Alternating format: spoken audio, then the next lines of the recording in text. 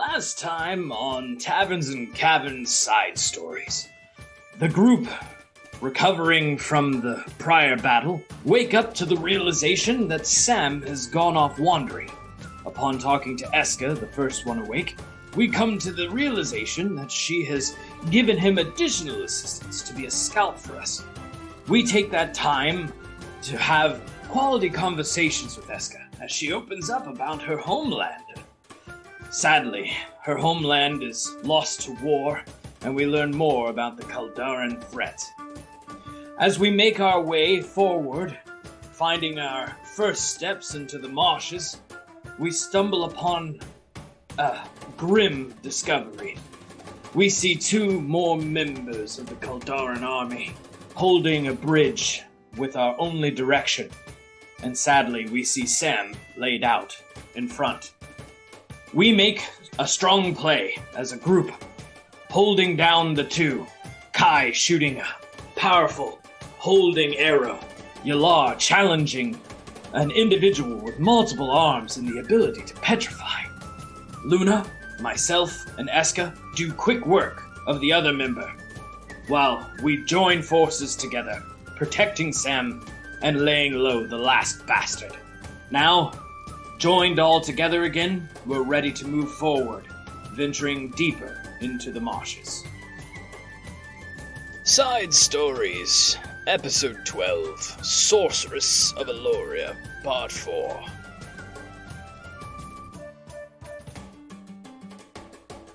All right, welcome back to another exciting episode of Taverns and Caverns Side Stories, everyone. This is your Dungeon Master, HaphazardDM, and we are back, and we will be doing more little fun stories regarding Esqa and her little troop here of crazy individuals. Cough, Yelar.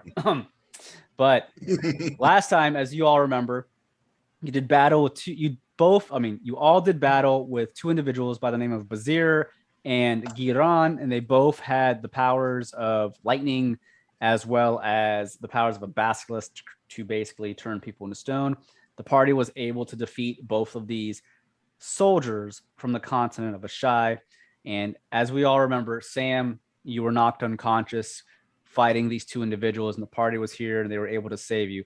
So we're going to go ahead and start right where we left off. Sam, you feel yourself slowly waking up to Ekhardt. Ekhardt, you taking your time here to heal him up, I would assume, now that the party is not in danger any longer, at least for the time being. There are still several dead elven soldiers all around you, but Esqa, you can see that she's basically cleaning off her blade and whatever after the battle, and she wants to make sure that everyone's okay. But she's looking around, and she's going to look over at Ekhardt and Sam. Ekhardt, we don't have much time to stick around here. How's Sam doing? Well, just taking a look at his form right now, I think he's waking up as we speak. Sam, how are you feeling? So Sam takes a big yawn and stretches, but as he stretches, he clutches kind of almost like he's wounded. You could physically see he got beat up a little bit, and he kind of sits up slowly and looks in pain and looks around and says, "Well, what did I miss?" Well, you missed plenty, apparently, when you were scouting ahead. You've encountered these two fools we've dealt with quickly. I remember now. I was in a tree, and they spotted me, and I fell out. Hit my head kind of hard. They beat me up a little bit, and then that's all I remember. Well, they had partially turned you into stone, but we've stopped and healed all that. Now you should be able to get up onto your feet once again. With that, Ekhardt will kind of reach out his hand to kind of opt as a bit of a post for him to stand up. And is he taking his hand? Yeah, I'll take his hand.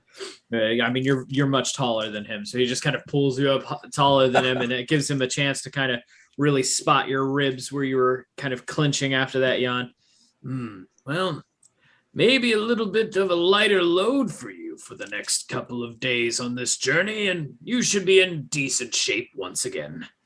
I'll leave you to your coming about as we all get ready to go. With that, though, Ekhardt is going to ask for some assistance from Yelar and from Kai. I'd like to at least get these men over to the embankment over here near the creek side. I think it only fair that they all lay properly and away from these bastards who took their lives. I have to agree. I was wondering what we do with bodies. I just didn't think it would be right to have just laying just a shame.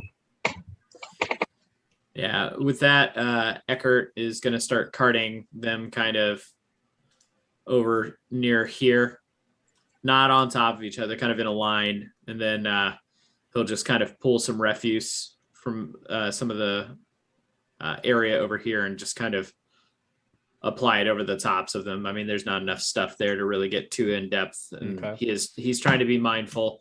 He understands the timing aspect of this now more than he did before. So he is trying to move kind of quickly with this. Right. And as the group is helping Ekhardt drag the bodies over to give them at least some kind of proper burial goodbye, Esqa's looking around, and after you're all done doing what you're doing, she just looks at the group and she has a stern face on as she's staring at you all, and she just begins to speak slightly.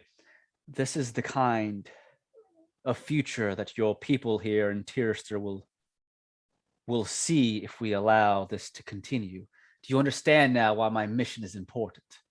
Emperor Ball only seeks to conquer all of Ashae for now, but what is to stop a man from reaching forward?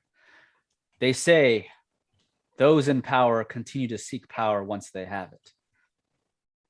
And as she says this, she's going to look over her shoulder.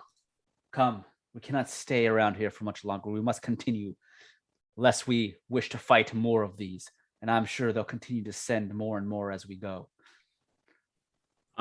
With that, Ekhardt will just kind of say a quick bit of a word of peace on their travels, and then he'll cast Word of Radiance kind of off of himself onto the refuse in this general vicinity.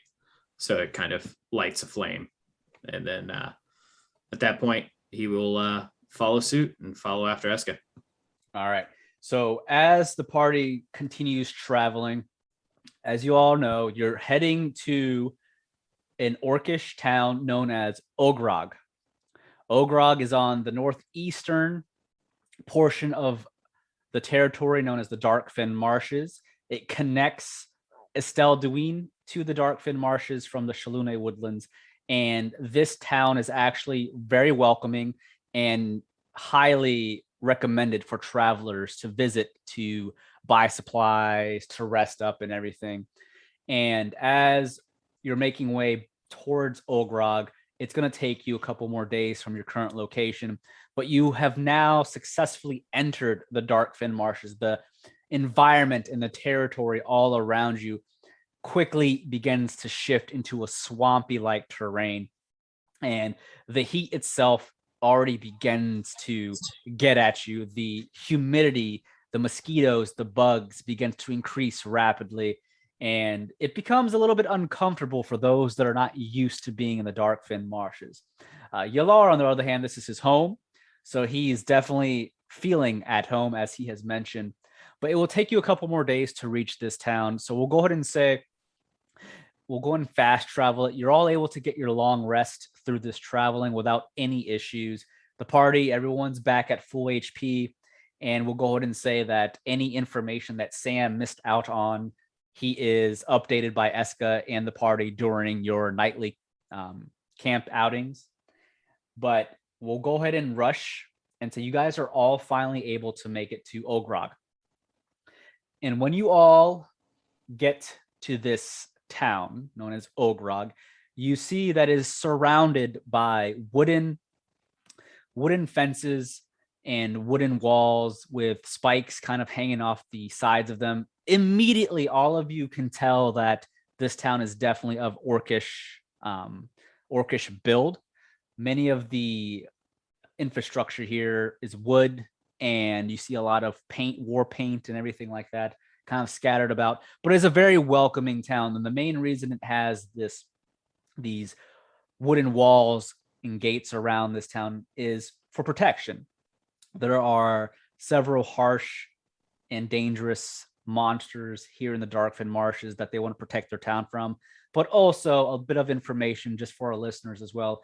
All of your characters would most likely know this, but go ahead and make me some history rolls for me.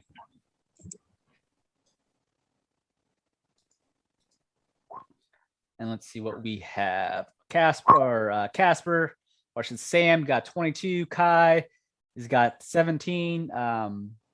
Eckhart's 5. And you know what? Actually, I won't make Yelar or Ekhardt actually have to roll for this, because you guys would both would know this information.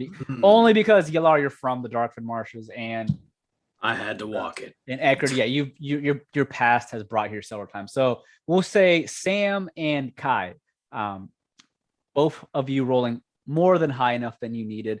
The party completely understands that the Darkfen Marshes used to be ruled by some orcish tribes that followed the orc, or I should say the god, known as Roktar. And there is actually a temple here in the Darkfen Marshes dedicated to Roktar. The orcish tribes know this god as Roktar, but others in all of Tirastir would also know this god to actually be known as Roken. And Roktar is basically the god of conquest and violence. And many, many centuries ago, the Darkfen Marshes was ruled by orcish tribes that followed the god of conquest and violence. They believe that strength is all there is to it. Strength should rule over the weak. And as time has gone on, and travelers from all other of the nations began to step foot into the Darkfen Marshes, many of the tribes began trading and doing business with many of the other denizens from surrounding nations. So eventually, some of the tribes broke away from the mindset of believing in Roktar, and they've actually begun to learn about the other gods and goddesses and just trade in general. And after time went by, many of these tribes created a trade city known as Zogra. Zogra is basically, most people would say it's the capital of the Darkfen Marshes. However, the other tribes that still follow Roktar, they don't believe it to be the capital. They believe it to be more of a blasphemy to Darkfen Marshes. They despise Zogra and any of the tribes that basically left the following of Roktar. But the good news is most of the tribes actually don't follow that mindset any longer. There's just a small handful of tribes that still follow this brutal god. And all of you would know that there is a place called the Grokon Hold here in the Darkfen Marshes that's very close to the Roktar Temple. Grokon Hold is basically where all of the tribes that still follow the god of conquest and violence, and they have gathered there, making that their home. That is located all the way to the west of the Darkfen Marshes. So I made you all roll a history because you all understand this information, and you all know that occasionally there are skirmishes between the tribes of the Darkfen Marshes that believe in the god of violence and conquest, and then the tribes that believe in complete freedom and choosing your own path. So there's basically kind of like, I don't want to say there is legitimately a straight up civil war per se, but there's definitely skirmishes and there are battles, and it is a very dangerous territory to be in if you do not know what routes to take. Because if you find yourself near some of the tribes that follow Roktar, then they will basically either capture you and kill you, or they'll do whatever to you, whatever they find, that they turn you into a slave, whatever. They're pretty bad people. So for the most part, I should say, if you are a warrior of strength, they might respect you in a specific way because they believe strength rules over the weak. But I mean, it just depends on that day, depending on the orc that you deal with. But you all know that the Darkfen Marshes is the home to where most of the orcs come from, but it's also a home to many ogres, goblins as well, goblinoids, and things like that. But that is the history of the Darkfen Marshes at this time. Ogrog is, again, it's welcoming. So it is the first town you want to be in. And knowing this information, we mentioned this in the last sessions, that the party is going to attempt to kind of travel on the northern boundary or northern border of the Darkfen Marshes, kind of going into the nation up above, which is the Kurumo Plains, to kind of stay out of any of that possible skirmishes or anything like that between the tribes, because you're all trying to travel and make it to the Azurian stronghold, safely. You're taking the safest routes possible. But I want to explain some of the knowledge and some of the history between the Darkfen Marshes. This is something all your characters would know. Are we all good? Yes. Okay, awesome. So as you reach Ogrog, the gates there are closed and there are some orcish guards standing outside the gates, and they see that you're coming from the east, which is where Estelle Duin, the Shalune woodlands are set, and the orcish soldiers looking at you. They're not half orcs, they're full orcish individuals. Both of them step up. You see they both have these large battle axes, great axes on their backs. And one of them steps forward, and he is in all leather armor. Oh, traveler, are you coming from the Shalune woodlands?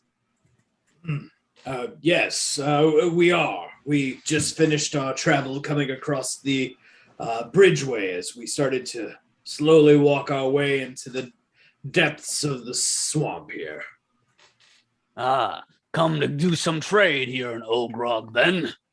To be completely honest with you, we're looking to be here briefly. We just needed a respite before we continued our travels. Very well. And he looks over his shoulder. He kind of waves his hand, and the wooden gates slowly begin to open. Well, welcome to Ogrog.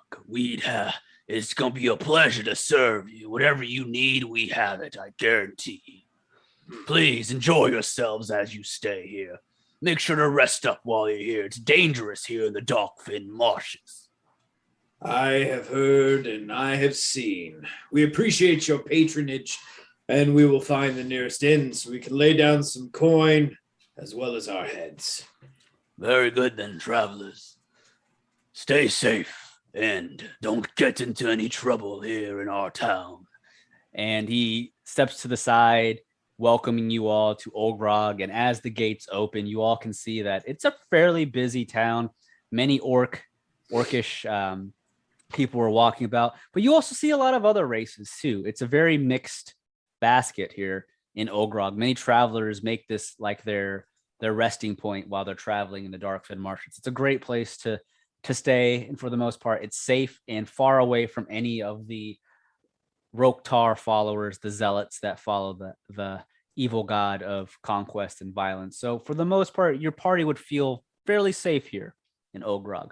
But as you walk in, Esqa's looking around, and she's sweating a bit from all of the heat and the humidity, and she's not liking it whatsoever. She's not used to swampy territories, and as you guys traveled here, you had to go through some of that swamp. So you definitely have gotten your armor and your clothing wet with swamp-like water. You've had to traverse disgusting areas here at the Darkfen Marshes. But as you're arriving into the town, Esqa's just looking around. I must find some place to wash up.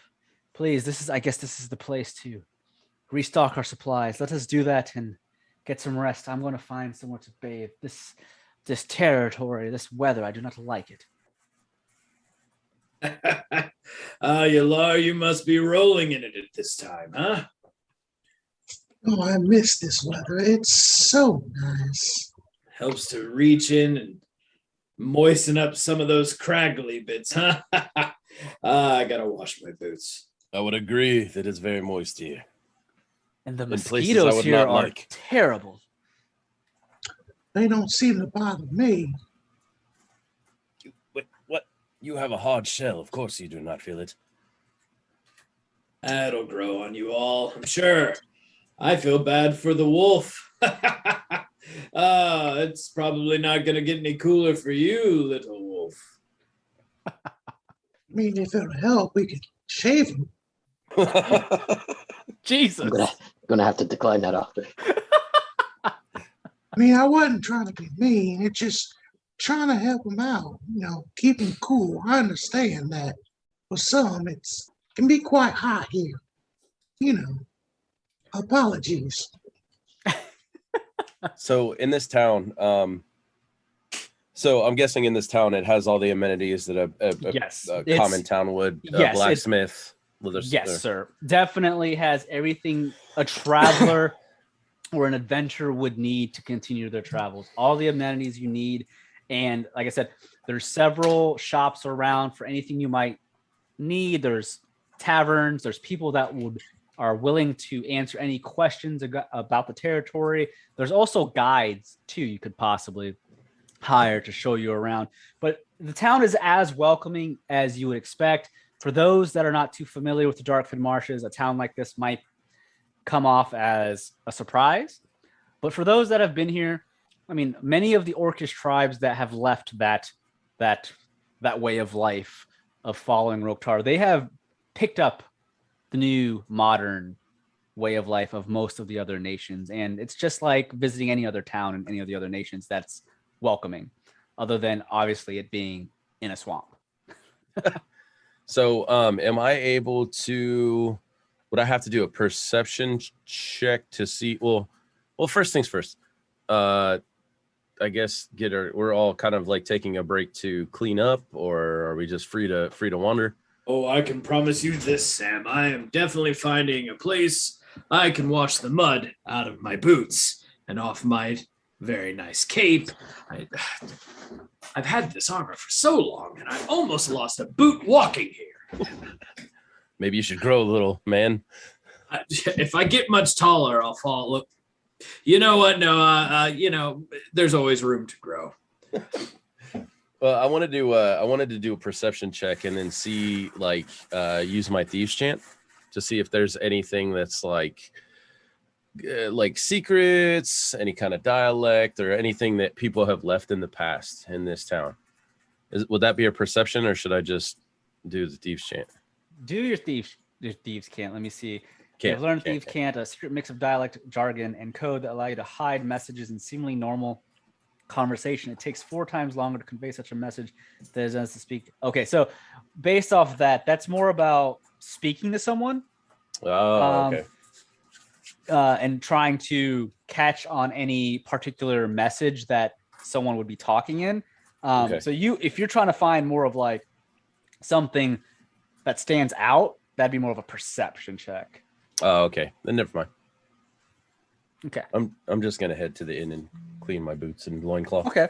So with that, the party, then it seems you all are able to find the nearest inn or tavern. And as you enter the inn, there's a orcish lady standing there, and she notices all of you enter. Welcome to my inn. How can I help you, lovely travelers? Do you serve coffee here? Coffee, yes. Of course we have coffee. We have all the amenities that you would need from an inn. Just because we're in the Darkfen Marshes does not mean we don't have everything some of the fancy inns might have in Estelduin. We do a lot of trade here. So yes, we have coffee. I like that. Oh, go ahead. I'm sorry. I'm with you, Laura. I like the cut of her jig. What kind of coffee you got? Smells like mud and earth in here, and I'm sure it's going to be strong. Oh, yes. We take pride in our strong coffee here in Ogrog. We have all kinds of coffee here. I would suggest you try some of the orcish brew that we've come up with here in the Darkfen Marshes. It's much stronger and much better for you than that sissy shit from Estelduin that them elves come up with. Yelar's eyes just light up with glee as they say that. Yes, this brew is said to put hair not only in your chest, but on your back, on your cheeks, and sometimes in your ass crack. I'll pass on the coffee then. I don't need any more hair there. What else can I do for you? Looking for a place to stay as well? What's the biggest room you have? The biggest room we have can fit probably about 5 adventurers. I'd be willing to throw in on it if you guys are. How much? It's definitely been some time since I've shared my room with a bunch of youngsters. Well, except for you, Kai. You're probably twice my age. But I'm going to go ahead and err to the side of singularity. I would like to have a singular room so I have time to converse and speak with Penella. So if you want singular rooms, that's fine too. We have plenty. So it looks like there's 5 of you here. So we have more than enough room to split between all 5 of you, unless some of you wish to share a room. And Esqa is going to look around. No. I think I'd like my own. Yes, the only woman in the party, it looks like. Yes, you deserve your own room. Hey, don't forget about Luna. I'm sure she was heavily offended. She starts to snarl. Ears perk up like, excuse me, bitch? Hey, you ain't the only bitch here. So I guess if nobody else would want to share a room with me, I know I do snore. I'll take my own room.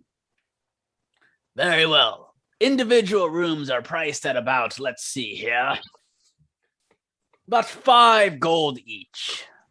I know it's a hefty amount. However, we are deep in the Darkfin marshes, and it's a very dangerous territory. We have to make as much money as we can. I'll pay the 5. All right, so Esqa will pay as well, and all of you are basically able to get your own room unless you decline paying 5 gold. Is everyone cool with paying the 5? Yeah. Yelar is actually going to give the attendee 5 gold, but he declines a room. He just wants the coffee. He said he'll sleep outside because he's a little homesick. So Okay. How much coffee is he buying? Yeah, that is a lot of coffee for 5 whole gold pieces. How much did you pay for coffee? Did I walk away?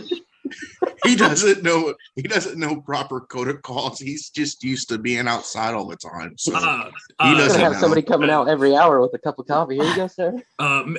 Miss, if possible, could we have that coffee still ground and in bags? I don't think he needs.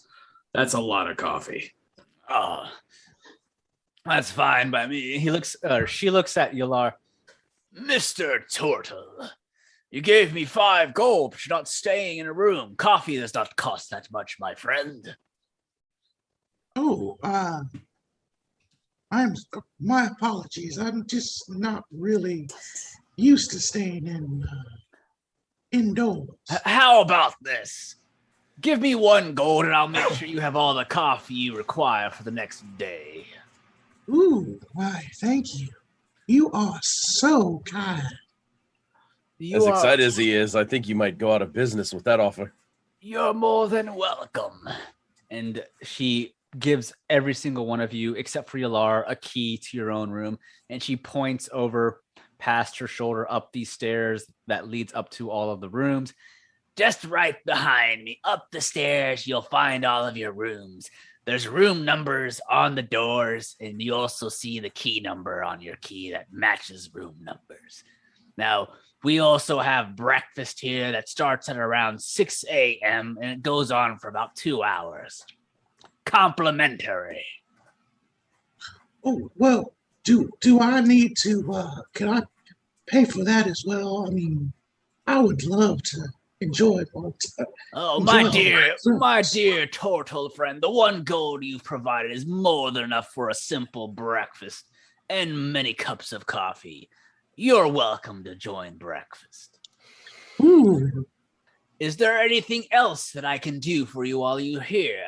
Any questions about the town or area that you'd like to know, my friendly travelers. Sam wants to know where the weaponsmith and armorsmith is located in town. Looking for a weapon and armorsmith, I see.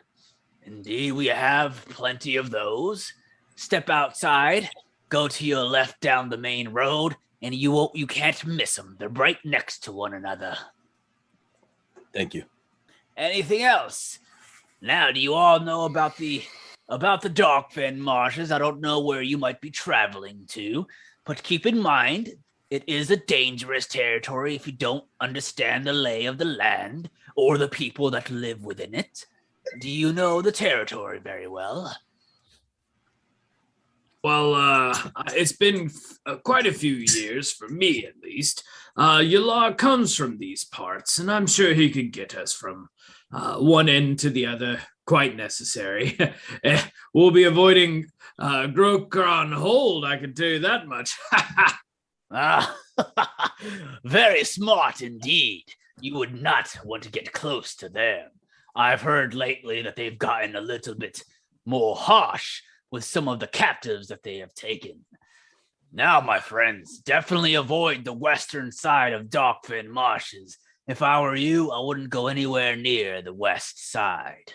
Well, if anything, our plans are probably to go traipsing through some of the swampland just to the northwest of here and make our way across some of that open area just outside of Elohim Ruins and get to the border. Do you know of any quick routes that we might be able to save some time? She looks, and you mentioned Elohim Ruins. She goes, My goodness. There is the main routes you can take through going to the southern side of those ruins. However, the main routes have been fairly dangerous lately. Where are you trying to get to? Well, our goal is to get into Zogoon. Once we can get into Zogoon, we can take our straighter way there to be able to meet up with some friends towards the far west of Zogoon. I see. Well, it's a good thing I asked you. Lots of bad skirmishes. A lot of those tribes that follow Roktar have been seen on the northern side of Darkfen Marshes. Nothing like the west side. However, there have been a lot of reports of many of their tribe's soldiers tiptoeing around the north end. We've had a lot of reports that skirmishes between the factions and tribes have been taking place. If that's the route you're attempting to take, I probably would avoid the main roads, my friends. You'll probably see a lot of our side of the soldiers defending the roads, but I can't say how safe it is for simple travelers. Probably the best bet would be, like you said, you want to travel along the north side of the Darkfen Marshes, along the border, going into the Atoni hunting grounds. Don't go too far into those hunting grounds, though. If you don't know about the Atoni hunting grounds in the Karumo Plains, that's where all the danger lurks. Many beasts that many would like to avoid in those territories. It's called the hunting grounds because only the strong that wish to challenge their strength go there. But I would stick around the borders, like you said. The Elohim Ruins, yes, the old elven citadel that lies there. There is a path, I hear, that will lead you from the ruins out of the swamp into the Atoni hunting grounds. And from there is the Falgar River. You can cross the Falgar River and be in Zogoon almost in a couple of days from the ruins. You won't have to travel through the marshes. I guarantee none of those crazy Roktar zealots would be up there. I can tell you this, miss, you have saved us tremendous amounts of time, and for these old bones, we appreciate your assistance. Of course. Now, I apologize if the main roads have had some issues lately. That would be the fastest path for you all to get through to Zogun, but it is probably more dangerous this time of the year.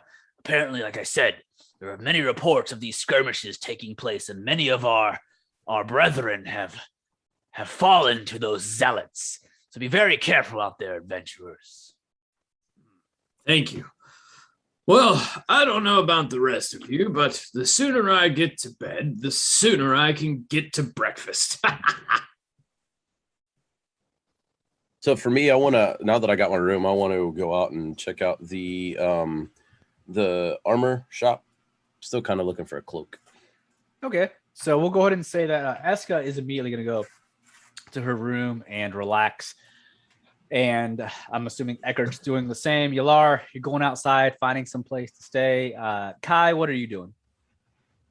I'm gonna head upstairs as well. Okay.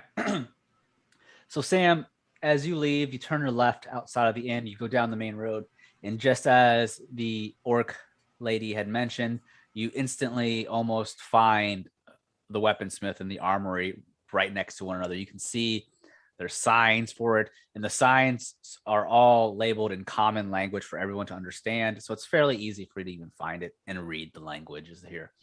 But you get there, and there are several orcs at both the armory and the weaponsmith, and they're basically, they're at work. So you step forward towards both of these smithies, and you're looking for a cloak, you said?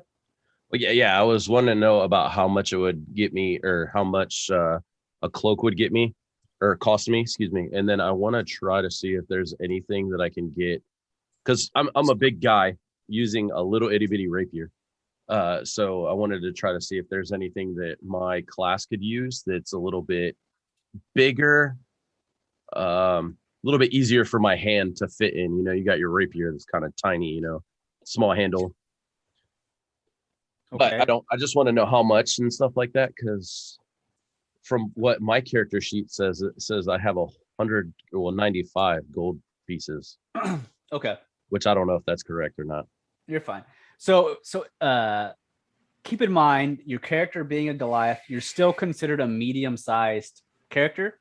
Okay. So you're not a large, like an ogre by any means. I mean, you're probably going to be obviously one of the taller races out of all the medium-sized humanoids.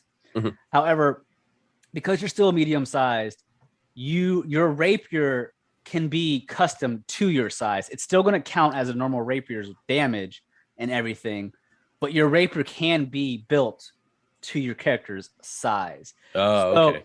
So I would say, because you're a rogue, you can't get heavy. You wouldn't be able to wield heavy weapons without losing out on some of your rogue abilities. Gotcha. You potentially can harm your skill set by going with a weapon that doesn't have finesse tied to it. Okay. So for simplicity's sake, we'll just say that your rapier is custom built to fit someone of your size. It's still a medium weapon. It still does the same damage as a normal rapier, but it's more along the lines of your size. That will save you gold as well. But I mean, you're more than welcome to ask for maybe, other types of weapons if you want. I just want you to let you know, if you choose to get a heavier weapon of some sort that does not have the finesse attribute, you won't be able to dual wield or do your sneak attack. Oh, actually, so as a rogue, I can dual wield then?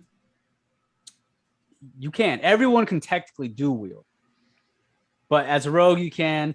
Basically, if you have two light weapons and finesse weapons, you can basically do your sneak attack and attack twice.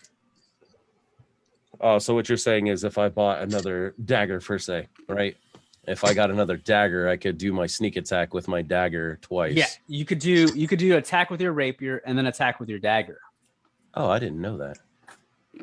Man, I've been missing out. Okay, well, then I'll just go for trying to find a cloak of some sort. Okay. Will that cloak, being the size that I am, I mean, I'm still a medium character, but I'm on the taller side, being a rogue. Will the cloak or anything like that give me any kind of bonuses to, like, my my stealth?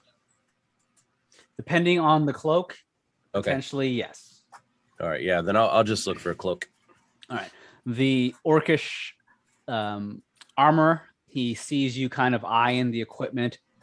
Ah, here to shop around, are you, my friend? What can I help you with? I'm looking for some wares. And what kind of wares may you be looking for? I know I am a large gentleman, but I'm looking for a cloak to help me conceal myself a little better. A cloak, you say, to conceal yourself? You're quite the big fella. Much bigger than I. I can see why you want to conceal yourself even more. Let me think here. I don't really dabble too much in cloaks, but we do have a few here. Come over here. Step to the side, my friend. And he pulls you over to some stands that have some clothing, armor on them, but there's a couple of cloaks there. We have a couple here that would fit your size. Let's see here. There's a dark blue cloak here. You have a specific color you want? Dark colors, preferably. Yes. Well, most of these cloaks are just really going to protect you from, some rain or whatever. As far as helping your stealth, that has to do with, you're going to have some magic involved. And let's see here. I do have this cloak here. It has some runes inscribed inside this cloak. Now, it's a magic cloak. It's going to cost you quite a bit of gold for something like this, but I'm sure it would help you in your stealthy adventures. Something like this, though, it's going to cost you, probably about, I'd say, 300 gold coins. Oh. Okay. Let me see if no bartering skills per persuasion. You can attempt to barter if you would like. You'd have to definitely roll one of your skill checks for me. Probably would be a persuasion check of some kind. All right, so that's performance. Damn it. That was a good roll too. Oh, a 1. Oh no. The price just went up. It went from 19 to 1. Oh my god. All right, no, I'll give you the 17 just because you meant to do both performance and persuasion are off the charisma skill. I start dancing to him. So I'll say the first roll 17. So what do you say to try and convince him to reduce the price? I just want to maybe like talk to him about how he doesn't know what the runes are.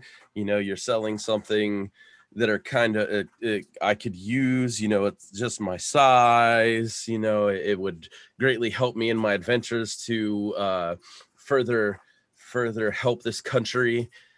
Just some typical persuasion. I'm on a long journey. My friend, I'm no fool now. Now, yeah, this cloak has been here for a while, and I would love to sell it, but dropping it too low, I cannot do. Tell you what, I like you.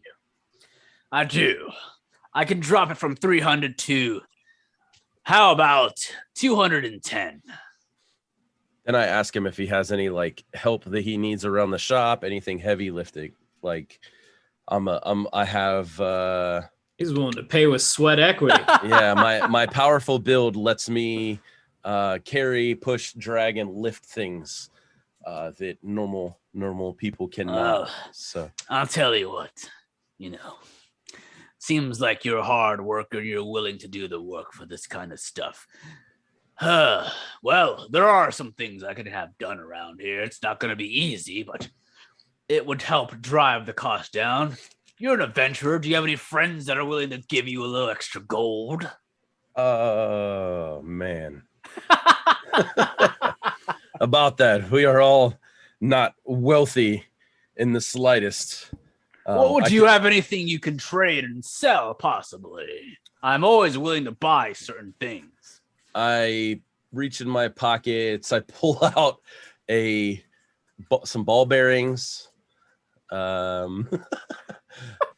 reaching for the stars. I got nothing in my pockets really. I got my leather armor, my ball bearings. I can't run around without no armor though.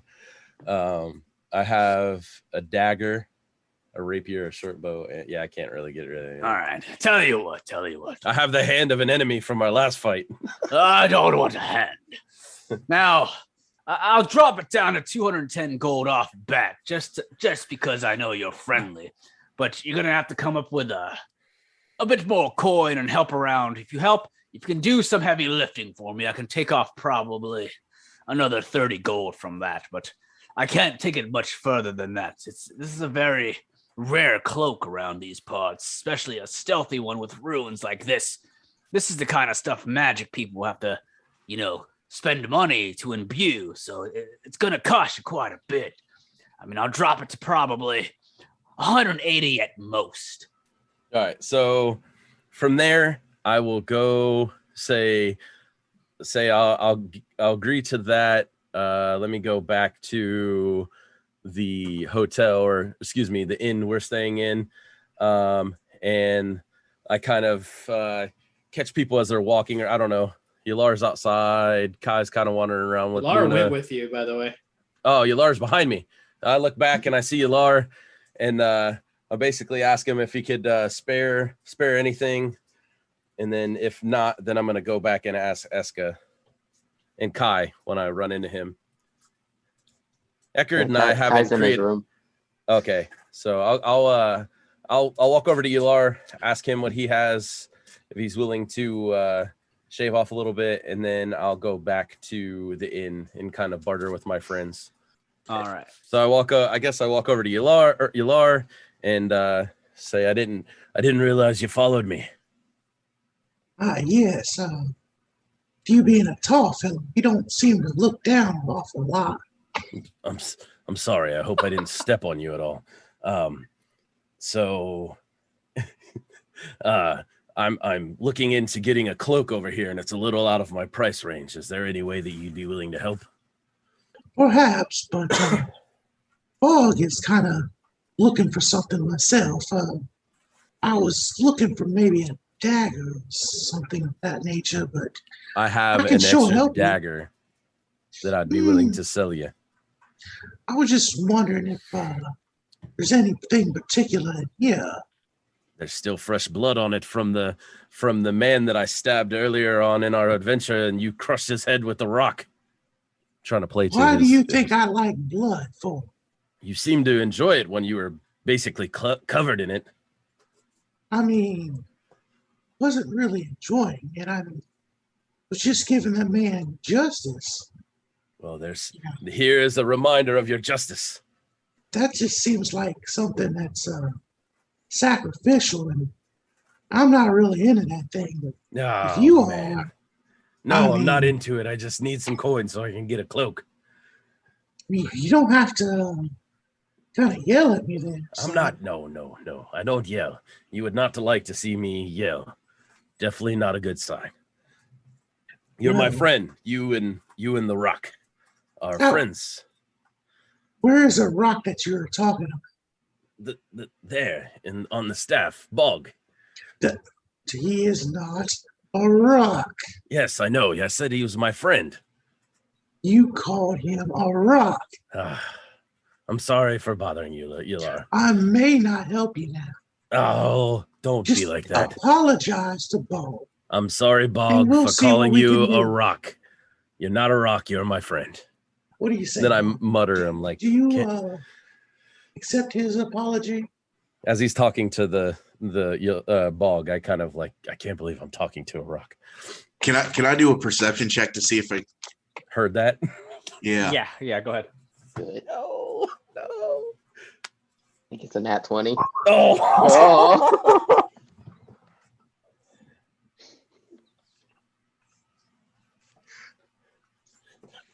Should have just left out the rock part. Apology not accepted. What do you want me to do? Kiss it? No, Bog is not into that sort of thing. I mean, I don't know what life you're into, but Bog is not into the lions. See, and we like turtles. And turtles. I thought we were friends. I thought so too. Jesus, I just made an enemy with the crazy turtle with a rock. Oh. I didn't say that out loud. I said that in my head. So I start to walk away, and I go back to realizes we're in your head too. I slightly start to look around as I sense the presence of Ekhardt, like looming somewhere. But I'll go back to the inn after Yelar kind of turns me down, and I'll go over and knock on Kai's door and say, I hope I'm not bothering you. No, you're not. Come on in. I've come to be a little short for an item that I would greatly use in the item shop, and was wondering if you would be willing to share some of the wealth that you have acquired during our journeys and during that last fight that I was a human statue. How much do you need? I say 30 gold pieces would do well. Sure. Awesome. So I greatly thank Kai. As I'm walking out, I kind of give Luna a pat on her head and say thank you for your time. And then I proceed over to Ekhardt and give a knock on his door. Hello. You kind of aroused him very much out of his sleep. Oh no! Who's come knocking at this hour? It's really not that late. But who's knocking, huh? It's Sam. Sam, what do you need? I have come to find a very, very great item at the item shop, and I am a little short. I would very much appreciate the help if you could lend me a few coin. Rookie mistake, getting caught in a shopping episode. Okay. So how much coin do you need? About 30 gold pieces. 30 gold pieces. What are you gonna do for me? I'm sure that somewhere along the journey, I can owe you a favor. Carrier pack, for instance. A favor from a very loud rogue. Well, I've had less. He opens his door, and you see he's just got his like ceremonial tunic, and this is the first time you've seen him without his full armor on. And he is an older man. I'm just joshing you, kid. So 30 gold, huh? All right. Let me go rummaging here. I have 130 gold, so I'll give him 30. He puts 30 gold to him, and he just says, now, I hope what you're buying is worth your time here, friend. I think that it will serve us well in our journeys. Fair. Well, you go and handle and get whatever you need. If it helps you to feel that much more safe, then I'm going to go back and finish my rest. Okay. Thank you, friend. You're welcome. Okay, so from there, God, this is taking a lot longer than I thought it would. Slams door. I go from there to Esqa. And Can I make a perception check to see if I hear him like asking everybody? Yeah. Yeah, you definitely. He's gonna open up the door. How much do you really need? I would say another 50 gold pieces. How much do you have already? 155. How about this? I'll give you 25 more gold pieces. And I'm going to tell you now, whatever you get along the travel, you're giving me half. Okay. Until the debt is paid. Yeah, but you've not done business with an old man like me. Oh, so I charge interest, I compound. But here's your 25. So I'm at 180 now. Well, hopefully that's enough for you to get what you need, because you might be walking out a little bit less of yourself if you go and ask Esqa for that. Yeah, I figured. All right, so from there, I thank Ekhardt.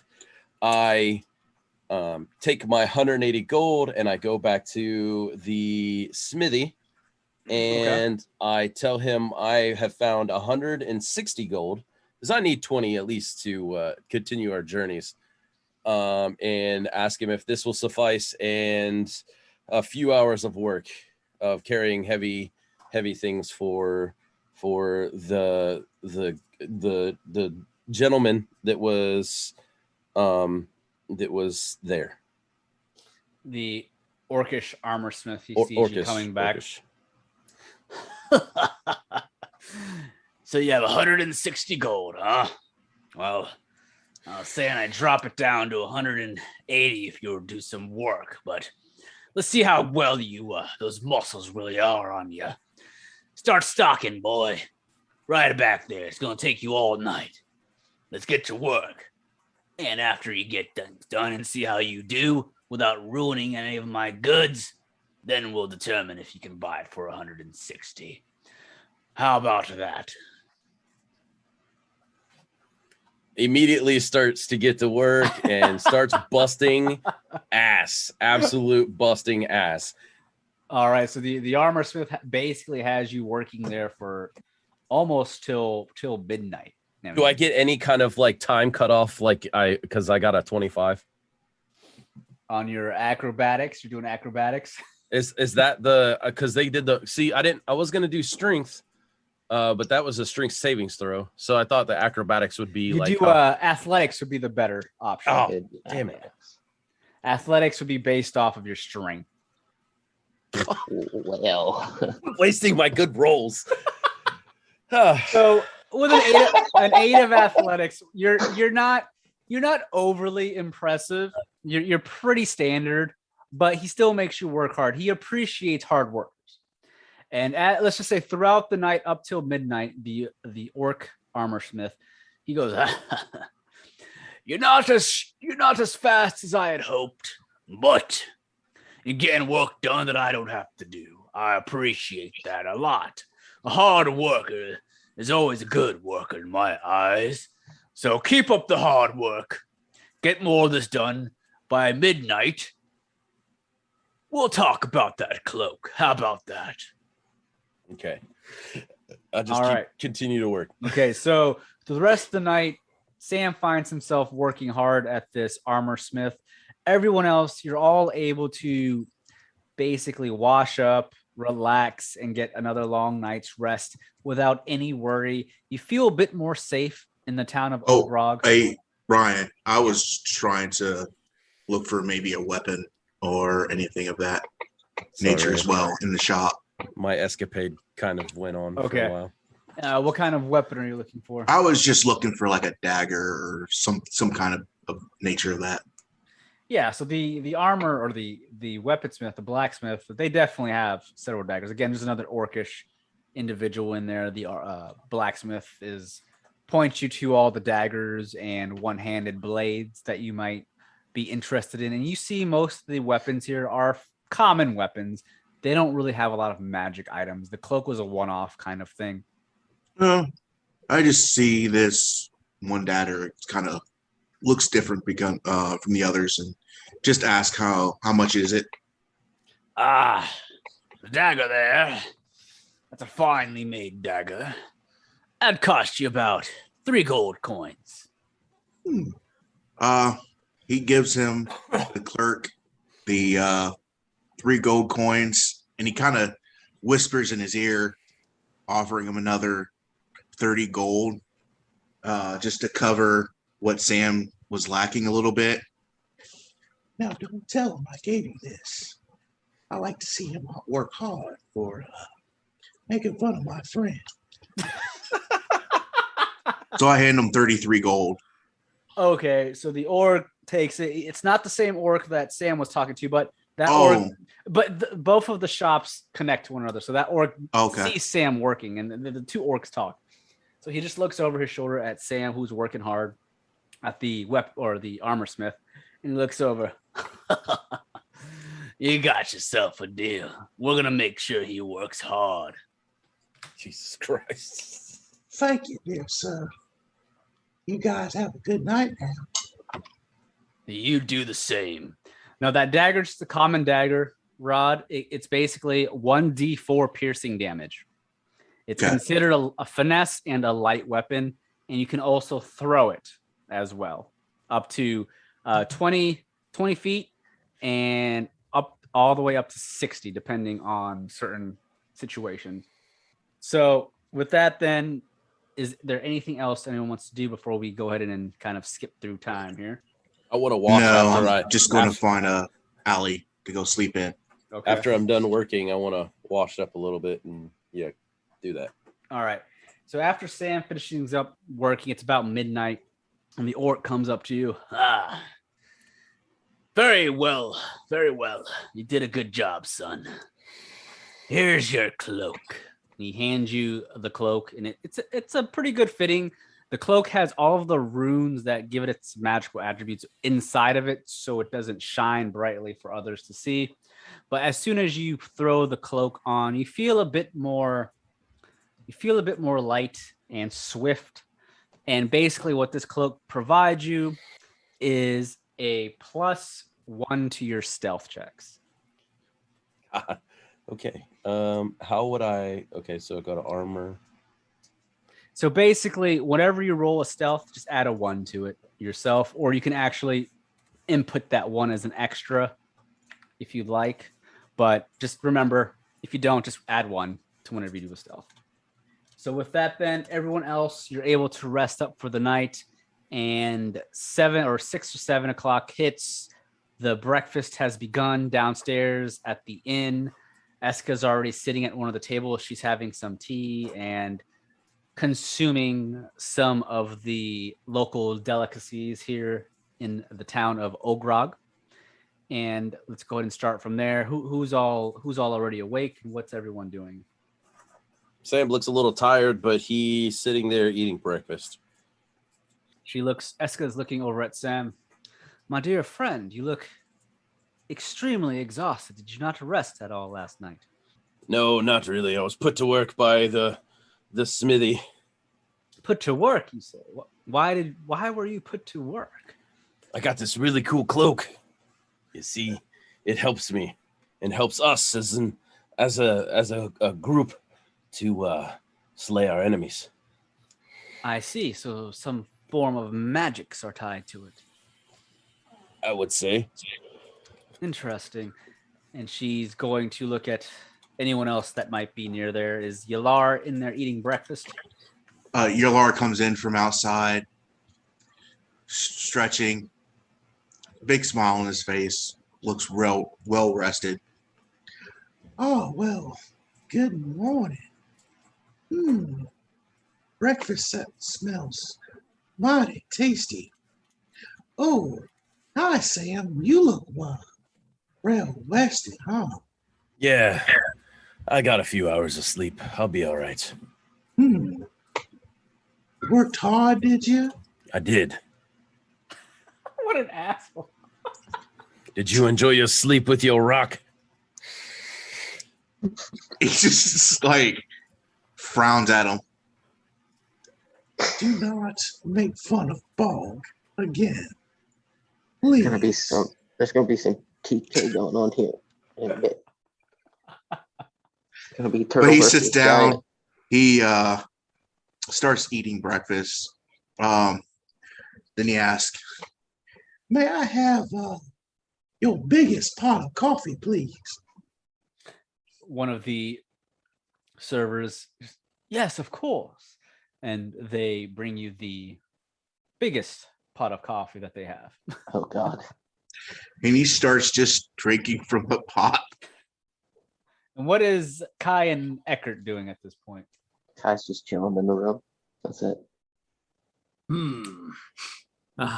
Morning time. I've been looking forward to this. And he comes traipsing down whatever stairwell or whatever from the rooms that there is, and he's heading down for the continental breakfast. If you get what I'm saying here.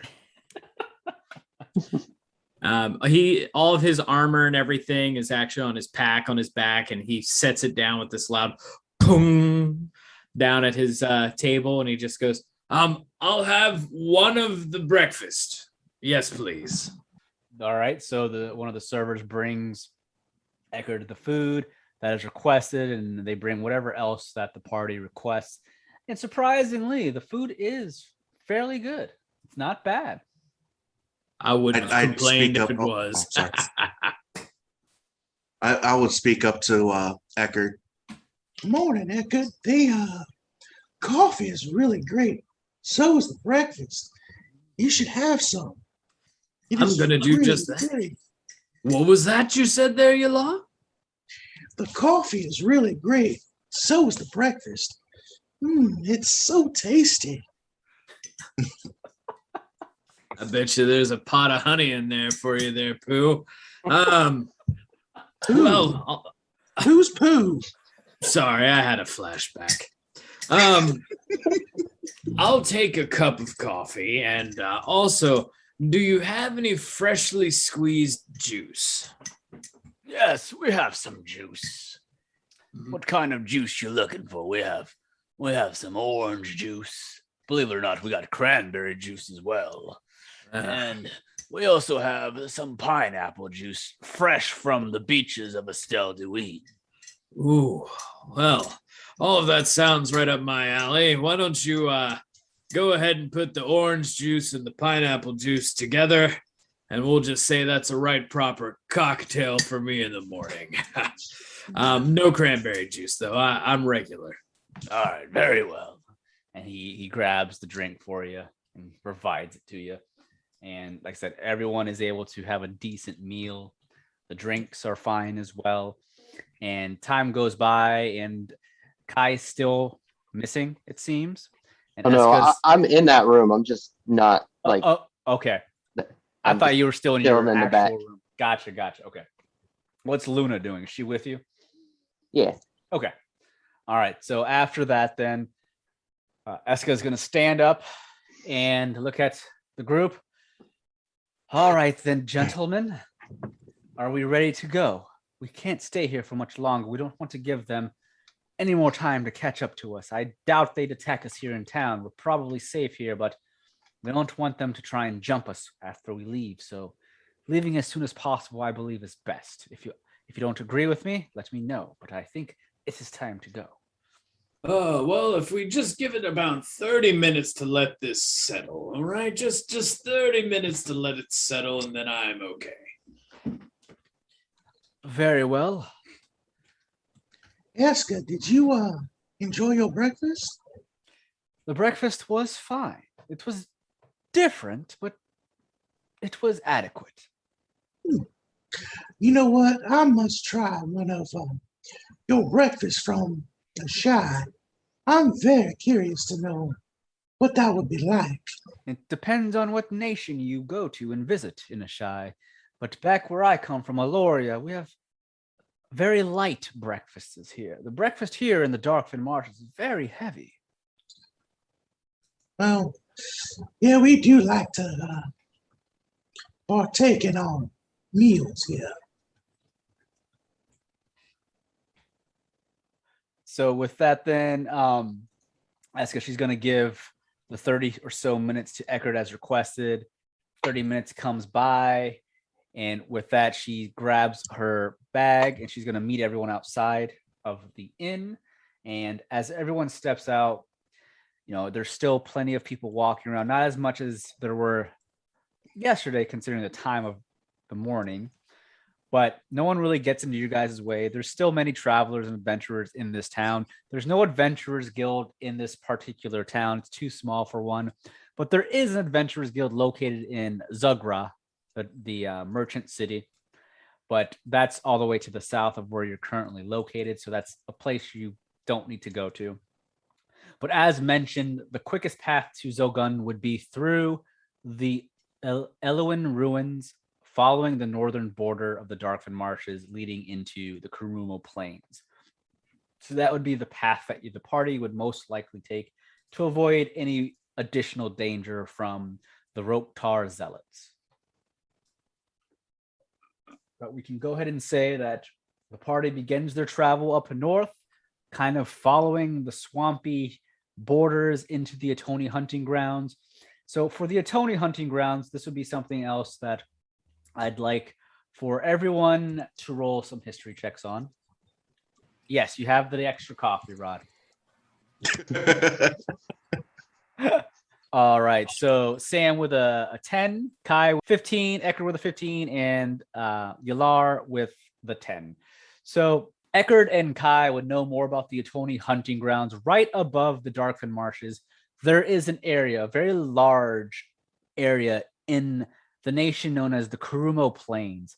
The Kurumo Plains is home to many of the halflings that live in Tirastir and many of the wild beasts, such as several different types of lizards, what you would call them in today's world, dinosaurs of whatnot.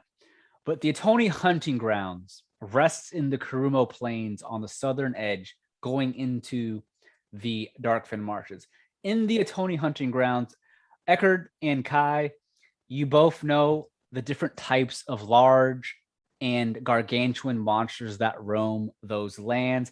Both of you have a fairly good understanding of that place being off limits for travelers. It is a very dangerous area, and it's called the Atoni hunting grounds only because many people that go there are going there to hunt specific beasts in order to either bring a trophy home of some kind or to test their strength.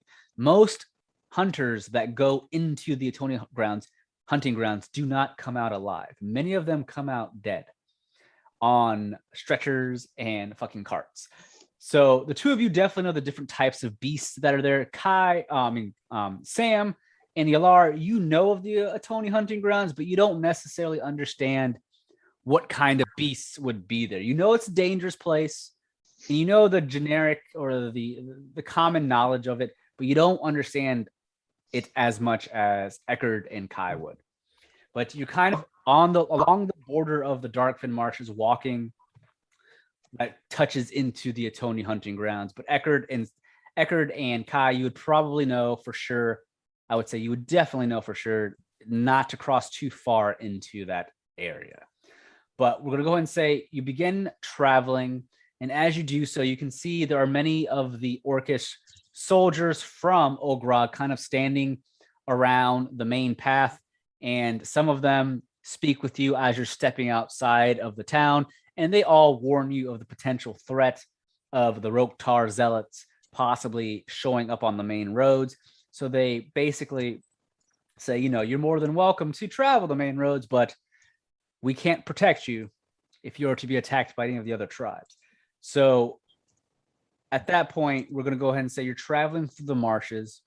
And as you're traveling, it takes you a couple of days. And we're going to do some fast traveling just because you're trying to get to two other nations to the west. But as you're traveling, it's just think of time in the swamps. It's not fun. It's very humid. It's disgusting. Very moist. You come across some friendly Darkfen Marshes denizens, such as some goblins. There's some friendly orcs and other adventurers that cross your way. But the Eloin ruins are not too far from your current location. And let's go ahead and say it is about 5:00 in the afternoon. It's been a couple of days, probably about a week since you left Ogrog and you're walking on foot. You notice that clouds begin to form above, and you quickly hear thunder in the distance. And as you hear the crackling sound of thunder, everyone go ahead and make me a nature check. Not my best. Let's see. Okay. That's so sad. I grew up in nature, man. Come on. All right. So Ekhardt with a 3, Kyle with a 7. It might rain. And Rod Yelar with a 13. So Kai and Ekhardt, you both blowing lower than 10. You hear the thunder, and you quickly assume that it might rain. There might be a storm coming. That's your assumption because of the thunder. But Yelar and Sam, as you hear the thunder, you definitely know. You're looking around. You can see the trees surrounding you in the swamp. The way the wind begins to blow, you understand that there is a storm coming. But Yelar and Sam, you also understand that the current terrain you're in, walking through this swampy terrain, that you need to find shelter fairly soon. And staying out here in the swamp wouldn't be the best thing to do with the storm, particularly because of the creatures that might come out during the storm. But as you both understand the storm is on its way, you're not very far from the ruins. The ruins are pretty close. So what are you all going to do? Are you going to continue towards these ruins, or are you going to try and find somewhere else to stay?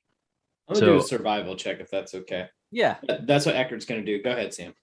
So I did a perception check, and I want to see if there's any kind of like tall, like any kind of like, I know we're in a swamp, but is there any kind of crevices or any kind of like cave surroundings or higher ground that we can get to try to get out of any of the like the harsh conditions so we don't flood? So as you're looking around with your perception check, you don't necessarily see any high ground. The swamps in the area that you currently are in, it's pretty flat only because it's so close to the Kurumo Plains. Mm-hmm. The area that you're in, there's, like I said, you don't find or see any particular caverns or caves. Like safe trees? There's trees, but none of them would be big enough for you to necessarily hunker down in during the storm. You have a feeling it's going to be a heavy storm, and these trees might not protect you completely from the storm that you feel coming. I'll let you do, Ekhardt. I'll let you do your survival check. I rolled a 15 for my survival. Okay. And what exactly are you attempting to do with the survival? What are you trying to survive? Yeah, so Ekhardt, right. Eckhart's trying to kind of get a gauge on if he's going to be able to get them to the ruins within the time frame before we really start getting hit with too much rainfall. So he's trying to kind of gauge whether it makes more sense for him to, look to see if we can get natural cover or make it to the ruins. So being that Ekhardt has traversed through the Darkwood Marshes and he is aware of these specific ruins, he understands that the ruins are fairly close. If you were to make way first towards the ruins, you wouldn't make it in time. However, you'd probably only be stuck in the storm for probably about 20 or so to 30 minutes of the storm if you make it to the ruins. If you were to stay around here, your chances are a lot slimmer than just heading towards the ruins. You'd probably get stuck in an area around here that you wouldn't want to be in, such as possibly finding a dark cavern of some kind. It may be infested with creatures, but you also know the ruins could be dangerous as well. But you understand the ruins would probably be your safest bet from the storm.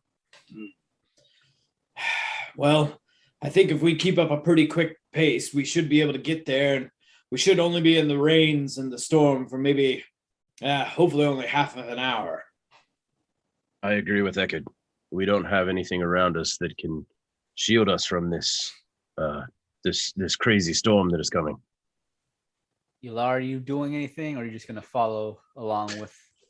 Yelar is going to basically, Wherever you guys go, I shall follow. Home is where I carry, so I'm going to be all right. But I want to make sure you guys are all right too. Well, even you, Sam. I want to make sure you're all right too. Thank you, friend. All right. So if you choose to go towards the ruins, then the party, you quickly make your way towards the ruins. Ekhardt, the ruins are on the northern end of the territory. And as you make your way through, you're slowly trekking through the swamps. You can't go as fast as you normally can due to the swampy terrain. But you're forced to push your way through, and eventually the storm catches up to the party. And it is a terrible one. You hear the thunder crackling in the distance. The clouds above begin to darken the sky, and lightning strikes, and the wind continues to pick up. And as the rain begins pouring down on you, the swamp that is currently where you're traversing, probably, which is about, I'd say, at your ankles up to possibly your knees, begins to raise slowly because of this heavy storm. And by the time you reach these ruins, you are completely soaked from the rain. And the swamp has, in the area that you're in, has increased up to possibly almost where your hips are. And eventually, in the distance, you see up on this, in this valley of some kind, there are these stone-like pillars that lead into this cavern-looking area. And as you're looking at these stone-like pillars, there are several of these stones lied all over the ground and into the swampy waters, leading into this dark, dank-looking cavern of some kind. Ekhardt, you know this is the Eluan ruins, but as you're looking at it, it's dark. The thunder is loud. The rain is pouring down on you. And that seems to be the only place to get cover from the storm.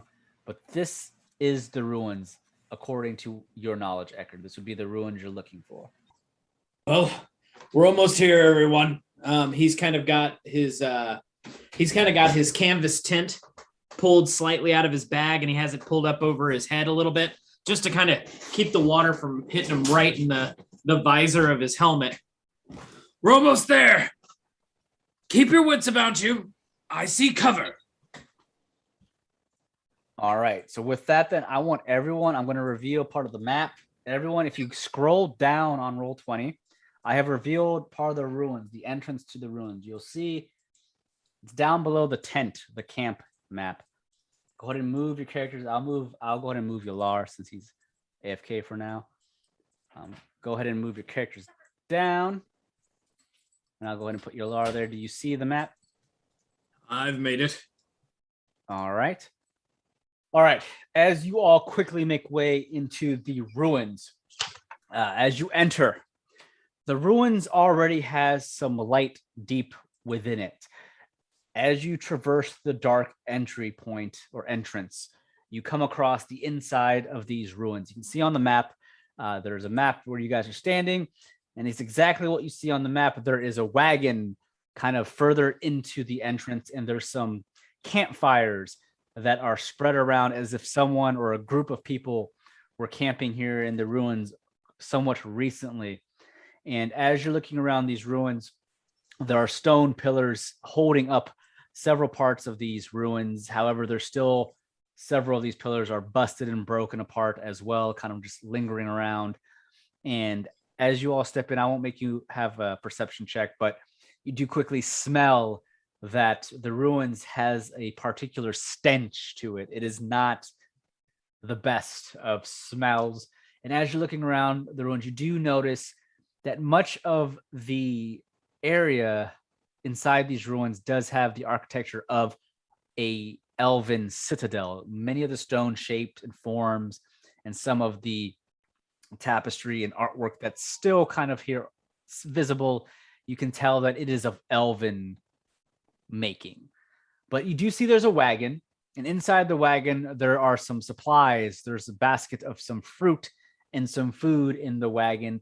But these fires, these campfires that look man-made, there's no one here in this area. And unless you have dark vision, you can't see too much further past the fires. The fire basically lights up the entryway of the ruins. And what are you all doing at this point? Esqa is looking around, and she seems a bit shocked and surprised. And she's looking around at the campfires, and she notices no one around.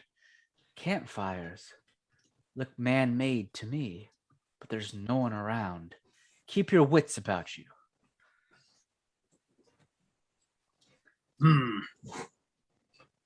At this point, Ekhardt, you see he kind of gets, it's a stairwell walking down into this area, right? Yes, there's a stairwell walking down. Now, I know the map I chose, there's some, like, you see bones and skeletons. Don't pay attention to, like, the dead skeletons and stuff. That's not there. Just imagine it. Yeah, just imagine the campfires and the wagon and some of the pillars and the broken stone. There are, if you make some perception checks, I'll see if you guys see this, but go ahead and make the perception check. We'll see if you guys see these. Kai 17, Ekhardt 13, Sam with an 8, and Yelar with a 19. All right, everyone except Sam. You do notice, Sam, you're kind of worried more about if there's anyone kind of hiding in the shadows. That's something you would assume, being a rogue. So you don't necessarily see what they're seeing, but everyone else, you do notice though, along the fire areas, you do notice that there are 2 treasure chests kind of just sitting there. I don't want to say treasure, they're chests, closed chests sitting there. Neither one of them have locks on them, but they look like they're fairly new. They don't look like they've been sitting here for too long. The wood on them does look, fairly kept, as if someone used it recently, but they're both closed. I have a question. Yeah. Do I see anything else considering I have dark vision? Let's see here. With your perception of 17, I'll go ahead and say you do see a little further out than some of the others. I'll go ahead and reveal more of the map. Not only Kai, I'll say you'll see this unless any of you have dark vision. But I'll go ahead and reveal more of the map. As you see further down, there's walls of stone going deeper into the ruins. The ruins seem to be going deeper underground, but there is a large red circle on the map. Don't pay attention to that. That's not there. It's just ground. Think of ground being right here. Kai, you notice further past the campfires, you don't see any other individuals, but you see a lot of broken down wood. Many bags are lying around, just sitting there with supplies hanging out of them, and just more ruins, more stone, broken up stones just lying around, pillars all over the place, broken down walls. It's a mess in these ruins, but that's all you see. So I see, Ekhardt, you wrote a survival. What are you doing with your survival here? Probably opening up some chests. No, actually, Ekhardt is he's moving as quietly as he can. I mean, he is in armor, so everything he's making for any type of stealth check, if you wanted me to make one, Ryan would be made at a disadvantage. But all right, go ahead and make me a stealth check if you're going to be moving around. Sure, disadvantage. Since you're attempting to be quiet. I'll Okay. hop in on that. All right, so Kai with a 7. Oh shit. I'm gonna say Ekhardt accidentally drops his halberd. I trip over it. Yeah, It's all my fault. Ekhardt with a 6. Ekhardt, you're as quiet as you can be, but you're pretty loud. He's dragging his feet a little bit. He knows he's a loud person, but what his main thing that he's doing is he's kind of walking this line. So Ekhardt is trying to kind of go from here to like this corner here. And what he's doing is this survival check that he rolled was aimed to kind of see how recently traveled this area was. It's one thing to see that it's had people here, but he's looking for like any type of signs of maybe there was some kind of a disagreement or any type of an attack or anything like that might kind of give him some instance of seeing that. He's just not quiet while he does it. Okay. So you had it. What was your roll? You had a 17. So as you're looking around, again, you don't find any bodies or anything of the sort. You don't find any blood, if that's something you're also looking for. Weapons, no weapons whatsoever. However, with a 17, you do notice to the far south, you do notice some prints in the dirt on the stone ground. You do notice it looks like something was being dragged away in some kind. You do notice some markings as if something was being dragged, but you don't know what. Okay. So heading this way, right? Yes. Okay. Further down or deep into the ruins. Eckhart's just going to say to the group, I can't really say, but this area has definitely been in recent use. There's some odd markings. Almost looks like something was being dragged. I can't tell if it was more of the spoils. I mean, there's definitely a few chests that are around here that might be worth looking into, but I don't know if maybe they're a way to do their hunting, but I doubt that they would be caught out in this kind of a storm for too long. So after that, Sam basically goes stealth mode. Okay. So Sam, the 23 stealth, you're pretty stealthy. You're walking around, you're very quiet. For the most part, nothing really hears you that you know of. I want to start moving my way more in, but I'm still staying kind of like in the shadowish. Okay. No, that's fine. You're good. And what are you investigating, Kai? You know what? I'm actually going to investigate those marks. That was a misclick, but since I rolled a 17, I'm going to investigate the drag marks. Okay. So as you go a little south away from the party, you're walking deeper into the ruins, and you can tell the ground seems to be going down. So the level of the terrain You're definitely going deeper underground in the way these ruins were built. But as you go to inspect these markings, you're looking down at them, and the markings are about medium-sized. As you're investigating, you don't necessarily find any form of liquid or weapons or items that might have been dropped. You just see these markings, and your best guess is either something or someone dragged someone or a bag of some kind away. But you do notice the markings are in a shape that it would probably be someone being dragged away that was a humanoid of some kind, more so than just like a bag being dragged. So we're not alone in here. That would be your guess. Is Luna doing anything right now? Is she acting weird at all? No, Luna is sticking with Esqa, but I guess. Okay. All right, so What would, really quick, I think your fan is on loud. I can hear it now. Hold on, I don't know. You're good. Would Luna pick up anything with her keen hearing and smell with a 13? 13. We'll go ahead and say with a 13, Luna, she can pick up a smell, and her ears perk a bit. And as she's sniffing around, Luna can definitely tell that there were people of some kind here. She kind of has this growl to her, as if something dangerous of some sort possibly did something around it. She doesn't know what exactly it is, but she smells something that's not normal. Well, I'm gonna go ahead and just relay that information to the rest of the group. Okay. I'm gonna let them know that it seems a body was dragged and that we may not be alone in here. Esqa nods and thanks you for that information. She's going to look around. Well, we have to traverse through these ruins. Isn't that correct, Ekhardt? There's no other way, especially with that storm out there. It's probably more dangerous out there than in here.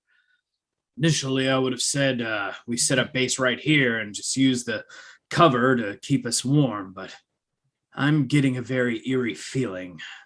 The ruins are not normally being camped in. It's not a normal stopping point. We should be on our guard to some degree, especially if we plan to go deeper into the ruins. Is that the only way through these ruins? We must go deeper into them. From what I can remember, the easiest way is through these tunnel points. But it's been so many years. Stay on your guard. Kai, you can see in here, so let us know if your sight picks up anything or if Luna smells anything that's off. But at this point, I would not feel comfortable camping right here. Well, would it be safer to camp deeper into the ruins? We have an idea that something could have happened here, so it's probably a safer bet here than deeper into the ruins, yes? Not necessarily. Then we have to deal with potentially what could come in the nightfall. And sadly, we're poorly set to be able to set a perimeter and have proper protections. And quite frankly, it's going to be better if we can clear out whatever's in here. Hopefully it's something simple, or maybe we're all worried for nothing and there's just another band of people. Nothing that I've seen of any of the leftover pieces here makes me think that it's any of the military from wherever, and it definitely doesn't come off as the normal destruction that we saw from the people chasing you. And she's looking around, inspecting and investigating as well. Yeah, I don't think this would be anything from the Empire of Koldar. Their foot soldiers like to leave a trail of blood and bodies wherever they go. They don't normally drag people away, if that's the case here. I doubt it's them. And just so you guys know, there's a set of stairs to the left here on the map. Ignore these stairs. Just think of it as a part of the wall. Mm-hmm. The only path you can take is further down into the ruins, straight ahead. Wall. So Esqa is going to look around. Very well, then, if you don't think staying in this particular area would be the best, then should we continue forward into these ruins then? At this point, Eckhart's going to look to Sam and Yelar. I think you both are probably set up about as good as I can to be able to see in the night. And he kind of takes out his tinderbox and he strikes a couple of torches. He's going to use 3 of his 10 torches and give those out to the 2 of them. Okay. Esqa, you stay between all of us. That way we can make sure you have a clear perimeter. Kai, if you're comfortable kind of taking the lead and using your sight, let us know if you see anything as we start to venture deeper. I will do my best. Should we not explore the chests? Well, I don't believe any of that belongs to us, Sam, but I'm just going to say I don't have enough time nor patience to talk you out of checking at them, but usually people who leave things out in clear point tend to have some kind of a protection on them. Yeah. I'll heed his warning. Okay, I was gonna say, Thank you. totally up Check to it you. out. I'm still Also- kind of stealthy, so holding a torch probably wouldn't be the best for me. That's fine. You can give it over to Esqa, if you're willing to hold it. But I'm kind of lurking and like making my way around these if I can't. Oh well, should I do an acrobatics check or are go these ahead. obstacles? pretty Yeah, good? yeah. Just think of ruins all busted up. Go ahead and do an acrobatics for trying to get Oh, around jeebus. them. 13. That's That's fine. fine. That's good. You're able to get around some of the broken pillars and the stones fairly quietly. You do. I want to stay pretty much even with the group, but still in the shadows. On that note, I'm also going to order Luna to stick right next to Esqa as a personal bodyguard, basically. Okay. All right. So as you all begin to walk deeper into the ruins, you completely ignore the campfire and the 2 chests that were over there. And as the party continues down into the darkness, the campfire's light begins to leave you, and you just have the light of the torches. And So real quick, Ryan, I'm sorry to interrupt, but Yelar is definitely looking at one of the chests, apparently. No. I wasn't. No, I'm sorry. I was oh, convinced Sam to check the chest. Ah. okay, Yeah, okay. that's what I was. I mean, if Yelara wants to go, I mean, it's by all means. No, there's a chest Yelar. there. Yelar's not interested in the chest. He's trying to convince Sam to go check the chest. Oh, okay. Trying What's to he get some say? revenge for the rock comment. What's he say to Sam? Hey, Sam, I bet you there's lots of treasure in there. Probably should check it out. Oh, I had my mic muted. Persuasion check. Oh, God. Well, that would be on Yelar's side. Yeah, that'd be so on Yelar's side to do a persuasion. That's not bad. That's not bad. Go ahead. If you really want to let the I believe dice. it's insight, right? Yeah, go ahead and do an insight. If you Me wanna or him? rely, you. You. Yeah. Oh my god. Oh, yeah. Oh yeah. So Yelar's words are very tempting. So whatever happens, I'm sorry. It is my fault. I will take responsibility for that. But you are kind of not really seeing Sam in the best light right now. So Hey, but keep it 100 though. Sam is a rogue, and Yeah. he is down quite a bit of gold. I am down pretty Yeah. bit So ago. I mean, the two chests you'd probably open first are the ones in the beginning. I was just gonna say maybe we pass these 2 and maybe he persuades me as we're strolling on down Okay. as we see this one. Yeah, let's go Oh. ahead and say Kai pointed out that there's a 3rd chest. Since Okay. I'm in the line of sight of it. That's Oh, fine. Jesus. So there's a 3rd chest around the corner behind one of the broken down walls. And it looks fairly new, just like the 2 in the front. It's still somewhat close to the camp. So your assumption again is, people are in here. Oh no. You better be careful over there, Sam. Sam rolled a Remember, 1. 50%. 50%. Sam rolled a 1. So Sam, you walk up to the chest and you see the chest it's unlocked, just like the other 2 at the front. And as you go, you look down at the chest, you just open it up. I'm assuming you touch it. What are you doing? No, I wanna slowly. Well, okay, with my perception check, I was gonna check it out, and see if it's doing anything out of the normal, has any kind of glow to it. It looks completely like a normal chest, just like the other two. It looks fairly new. It doesn't have any smell or anything coming from it. It's not moving. It's just a chest, from what you can tell. All right, so I mean, I'm going to slowly, because I'm still stealthed, right? Yeah, you're still stealth. So I want to slowly, as quietly as I can, try to open this chest. Okay. Oh, Jesus Christ. He said, "Oh, Jesus Christ." All right, so as you go to open the chest, you open the chest up with both of your hands. Are you doing it with one or both hands? One. Okay.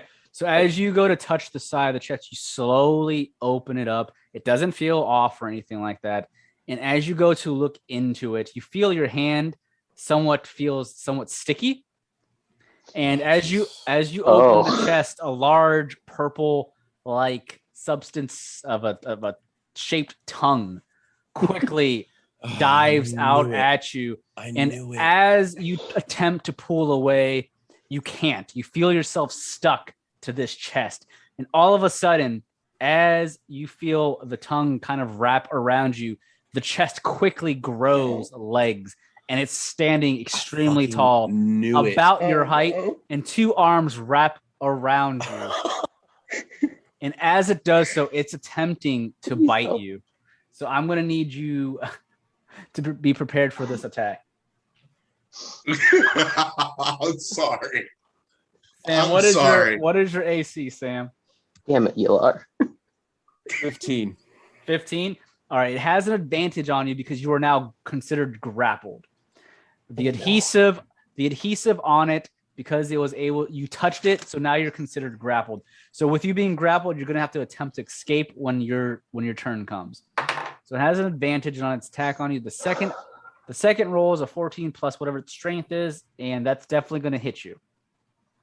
So Sam, you're gonna be taking some damage here from its bite, and you will be taking 8 points of piercing damage plus acid damage. So 8 points of piercing damage plus 4 points of acid damage.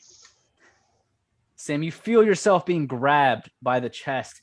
As you look at it, it is a monstrosity. It is what we call a mimic.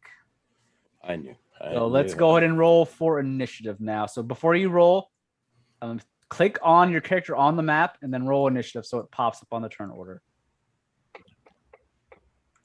So you said how much damage? I'm sorry.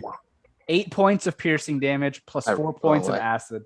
So a total of 12 points of damage. How do I roll initiative again?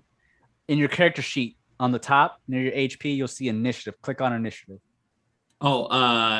If you want to click on your character first on the field, and then click initiative on your sheet. I forgot to do that. There you go. Okay. Yeah, that's relatively close. At least I got better than the last one. Yeah. And moves on your initiative anyways. Yeah. And then Sam as well. Hold on, I'm still looking for my initiative. Top of the sheet. Right there in top in the middle, almost in the middle. Right next to your armor class and your movement speed. Like I said, I'm sorry. Yelar was kind of, he's still a little upset with Sam. Tell me how you really feel. Right. All right, let me add Esqa's and then I'll add the mimic. You know what, Pat? This is a perfect example of what everybody has to experience as a rogue once in their life. God damn it. The fucking turtle on his rock. Why's he gotta go almost first? That's not all right. Oh. That's not what we're looking for. All right, so the turn order is Yelar, Mimic, Kai, Esqa, Ekhardt, and then Sam. So let's go ahead and start the turn order. This is a complete surprise to Sam. So it got the jump on you. So it is now the start of the turn order. You all can hear Sam kind of like grunt out from the damage. Sam, you took 12 points of damage, so make sure to update your character sheet. I just yell, fucking turtle. And Yelar, you hear, and you don't see the mimic because it's around the corner, but you hear Sam yelling out from being hit. What are you doing? First, I want to say, That'll teach him to call ball of rock. Then he's going to head down. Let's see.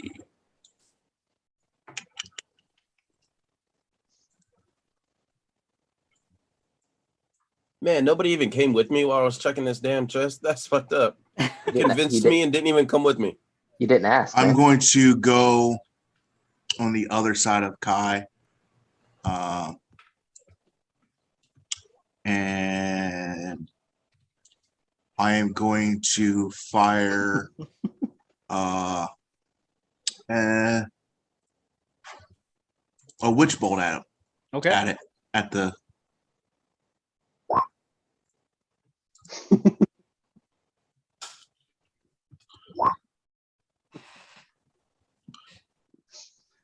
hold on. Don't dig that hole deeper. Where's it?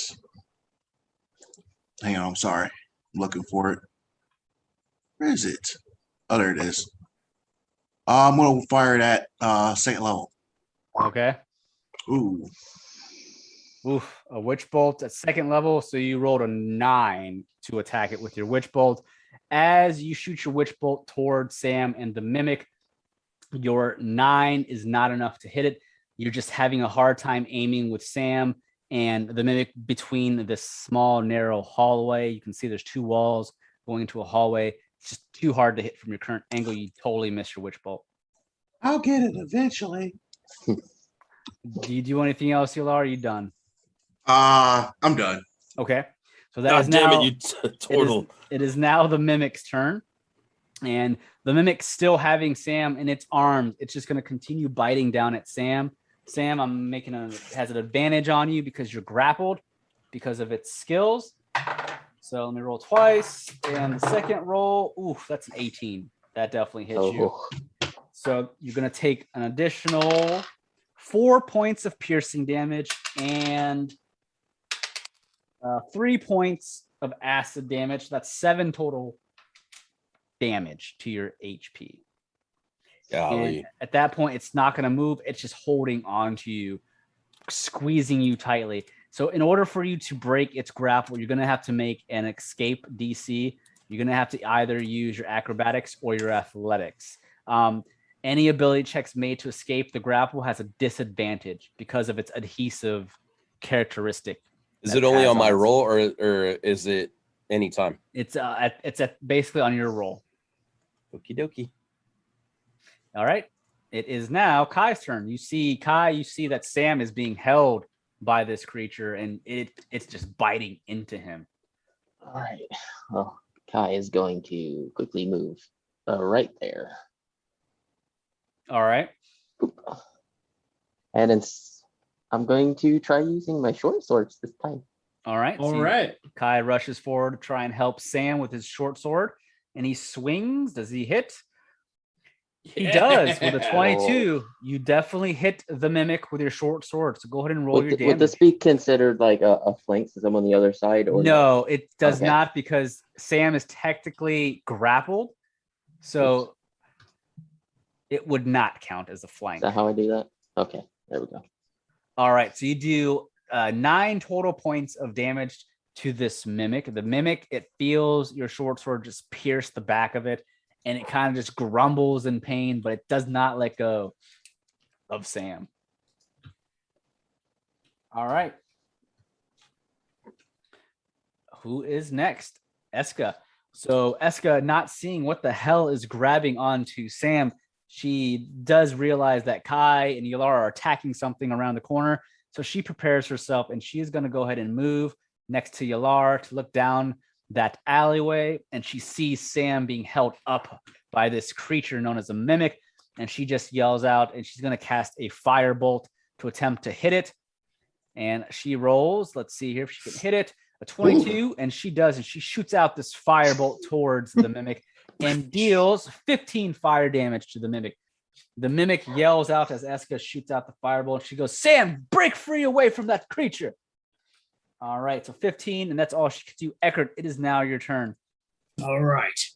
Oh, Sam, I'll get you out of there. Don't you worry. At this point, Ekhardt is going to move right here. That puts the mimic within his 10-foot reach with his halberd. And what he's going to do is he'll move as his bonus action. He's going to go ahead and put Sanctuary on Sam. That means that if the Mimic tries to attack him, he has to make a Wisdom saving throw. I might as well just show the spell. He has to make a Wisdom saving throw against my DC 14. If he fails, he has to choose someone else within his reach. And with that, I am going to attack him with advantage because he is flanked. I'm going to attack him with my halberd. All right. Sorry, I have all my spells unfurled. There we go. All right, and halberd. 19. All right, 19 will definitely hit. What are you doing? Oh, minimum damage. Oh, all right. 4 slashing damage. 4 slashing damage to the Mimic. You're able to drive your halberd into the side of the Mimic, and it just screeches out, but not enough damage to really do much harm. It is now Sam's turn. What are you doing, Sam? You're still grappled by this thing. In order to escape the grapple, you have to make a escape with either your athletics or your acrobatics, whichever one's better, but you have a disadvantage on that roll if you do that. Okay. You can still attempt to stab it if you want. Is the like attempt to break free technically my movement? That's your action. Okay. No, that's not. So it's not going to be my attack. Well, it would take over your attack. Yeah. Oh, damn it. You can either attack or attempt to break free. Now I'm at a disadvantage though because I'm getting tangled around by his arms and yeah, because of its skill set, you have a disadvantage on escaping its grip on you because of the adhesive properties it has. Hey, so you got a 10 because you have a disadvantage on acrobats. So with a 10, let me see. I don't know if that's enough. With your escape, you're not going to be able to escape. You can see Sam attempting to tuck and roll outside of the arms. You're almost so close. You find yourself slipping away, but it tightens itself around you. You're not able to get out. And that would be your action. So you would not be able to attack at this point.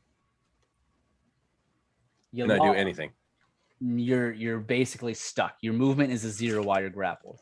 Okay, then I'm I guess the next person. Yep. Yelar, it is now your turn. I'm going to fire an Eldritch Blast. Okay. A 17. That will hit. All right. For 11 points of damage. Nice. You see an Eldritch Blast shoots from Yelar's hand, and it smacks into the side of the Mimic. Parts of the Mimic kind of fling off of its body. You can see some of the blood begin to ooze out of its chest-like looking shape. All right. And the Mimic is now at turn. The Mimic, not being a creature with much intelligence, all it really knows is survival. It's going to try and attempt to finish Sam off before possibly running away, but you're not sure what it's doing. It is going to make another attempted bite on you, Sam. Oh, no. Oh, no. That is a natural 20. it has to roll wisdom. It has to roll wisdom saving All right, throw that's right. to even hit. What do I have to beat? A 14. I rolled an 18. Damn it. So that will hit. Damn.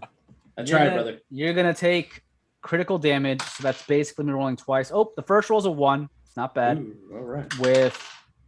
The next one, though, is max. So you'll be taking 9 plus 6 points of damage. So 15 points of bludgeoning damage. Oh, or piercing damage. Now the acid is doubled with an additional 3 points of acid damage. in my last dying breath, I say, fucking turtle in his rock. Sam, you find yourself going unconscious, and at this point, the mimic lets go of you, and it sees that there are 4 or 5 other targets, and the mimic is not going to attempt to fight all of you. Its survival instincts tell it to get away. It did not realize there were many of you.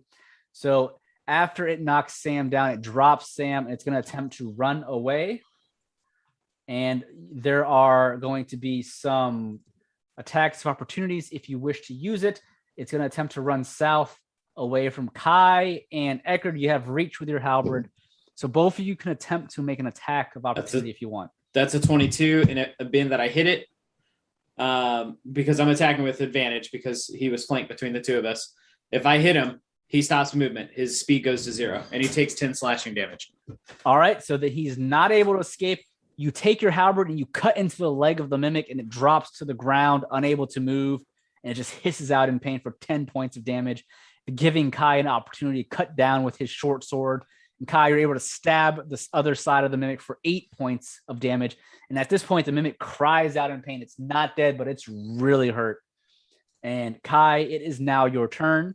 You've used your reaction, but you still have your action and a bonus action. What are you doing, Kai? I'm gonna stab it with the short sword again if I can. All right. You have advantage. I'm gonna wreck it.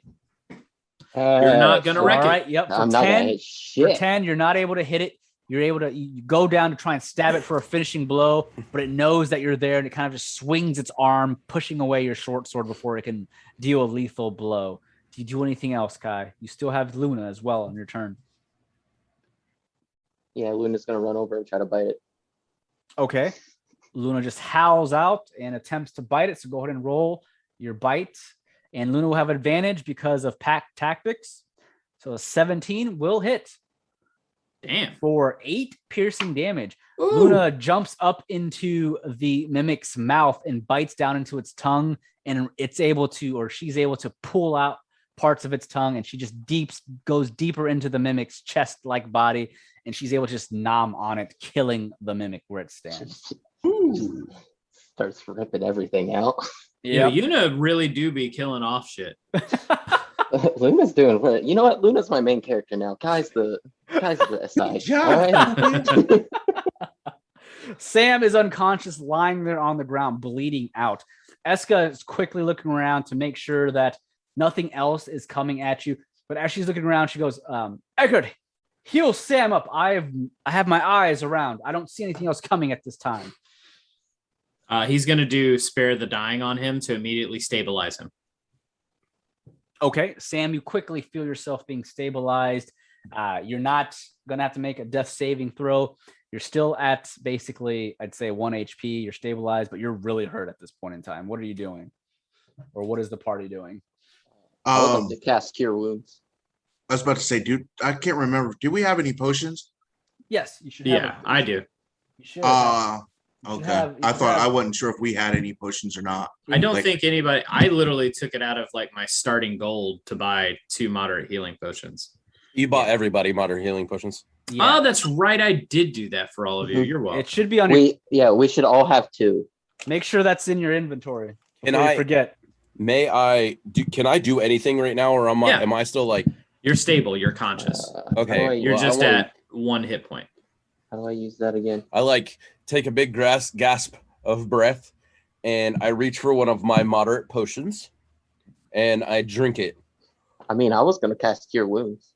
Yeah, we will probably still need plenty to heal him at least decently. Yeah. Well, I'll at least drink one of my potions. What's my spell casting ability? That Wisdom. Wisdom. How much health does one of those moderate potions give me?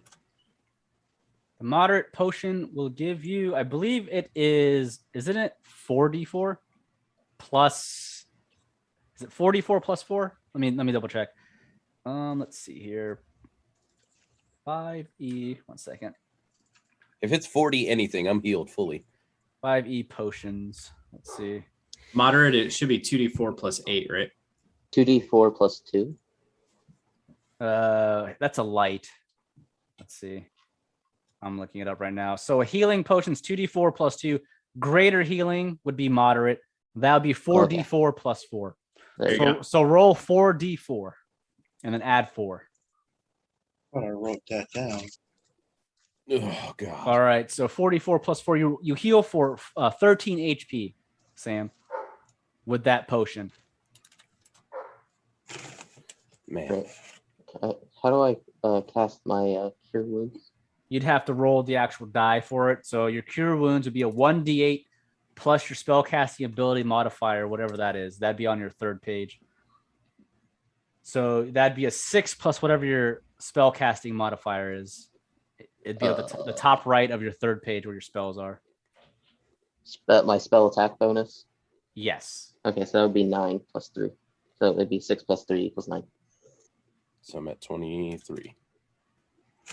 Yay. Oh, that'd be plus 3. Your spell attack modifier is a 3. Yeah, so 9. It 9. 6 plus 3. Okay, cool. Gotcha. Just want to make sure I heard that right. Okay, cool. With that, Kai, you're able to cast a cure wounds on Sam. Sam, you feel yourself going up another 9 points of HP.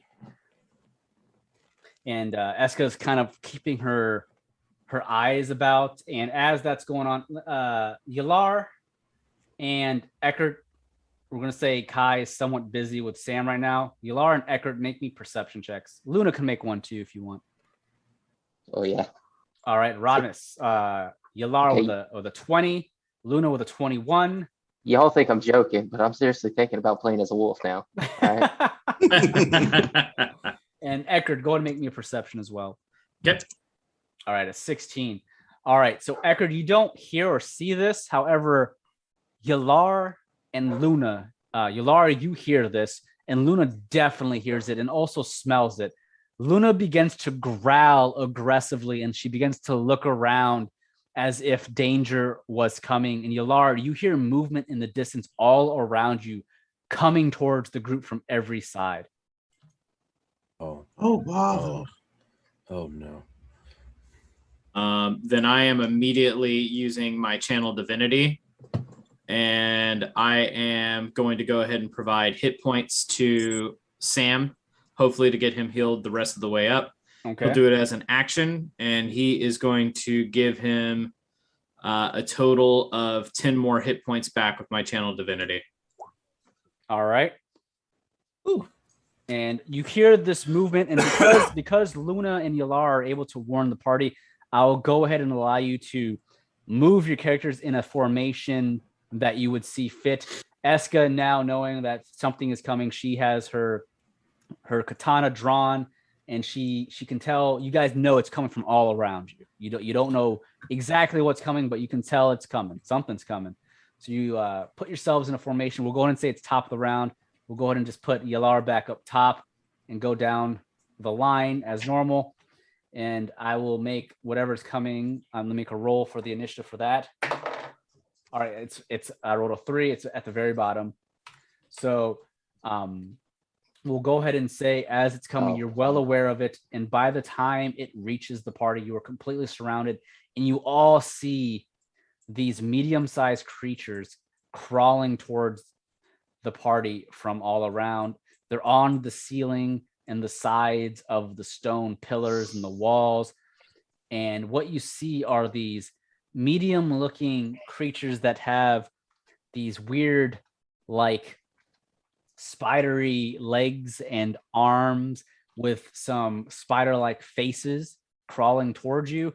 Go ahead and make me either a survival or a history check to see if you know what these are.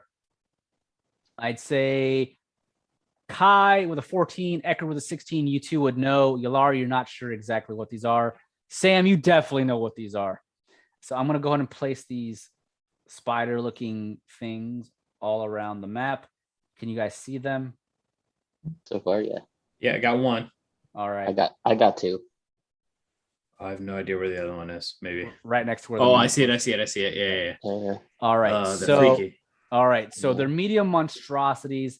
Everyone knows what they are except for Yelar. What you see before you are medium-sized ettercaps. They're called ettercaps. Mm-hmm. And you know they have like spider-like abilities. They rely on their webbing, but they are basically evil monstrosities that will attempt to attack individuals in order to eat them and drag them away. You quickly imagine it was either the mimic or these ettercaps that might have dragged whatever individuals laid camp here. That is your guess, but it's top of the round. We'll go ahead and say, Yelar, you're first. You knew they were coming, so they don't get the jump on you. Yelar, you see 3 of them crawling towards you, attempting to attack. What are you doing? I am going to attack the one that's kind of a straight across from me, that where the mimic was. All right. and I am going to throw an Eldritch Blast at it. Okay, so go ahead and make your roll. To the east side, an Ettercap comes charging for a 13 on your Eldritch Blast. That is just enough to hit it. So go ahead and roll your damage. 12 points of damage to the Ettercap. Nice, and that will hit. All right, with that, Yelar, are you making any movement? No, I'm just going to stay with the group. All right. Kai, what are you doing? You and Luna. Kai is going to try to shoot the same one that Yelar just hit. For 14, that will hit. 14 for 3 piercing. All right, for 3 piercing damage. All right, and Luna, does Luna move or stay where she's at? Luna's gonna hold right next to Echoes. Okay.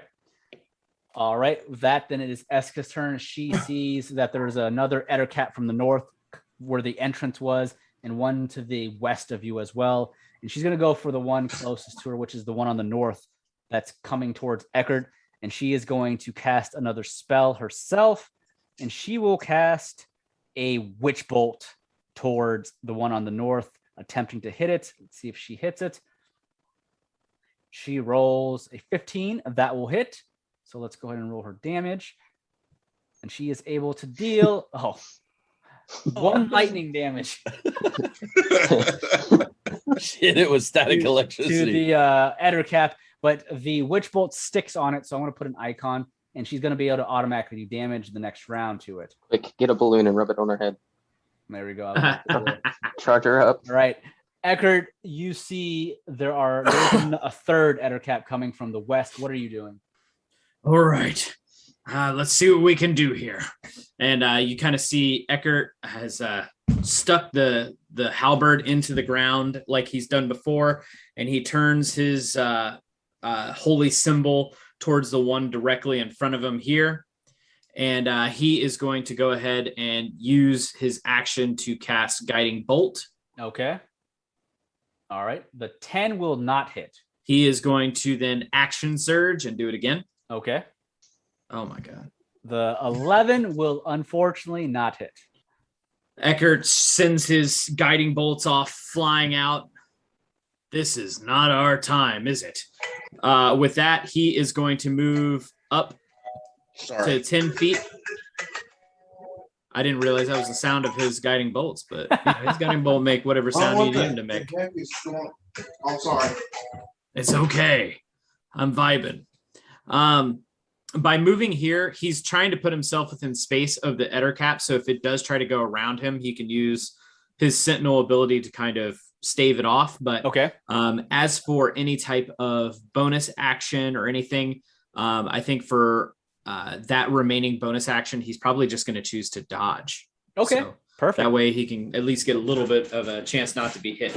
Okay, sounds good. It's perfect. Sam, it is now your turn. What are you doing? I am pissed off right now. I just got convinced by a turtle and a rock to touch something that ate me. So I'm mad. Use this action to smack him on the back of the head. I'm gonna look at this. Come on, the one to the west, and I'm going to fire a bolt. Or you just hold click. You don't double.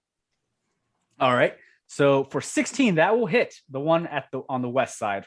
Oop, Go ahead and click on the short bow in the chat under the 16, and I'll roll your damage.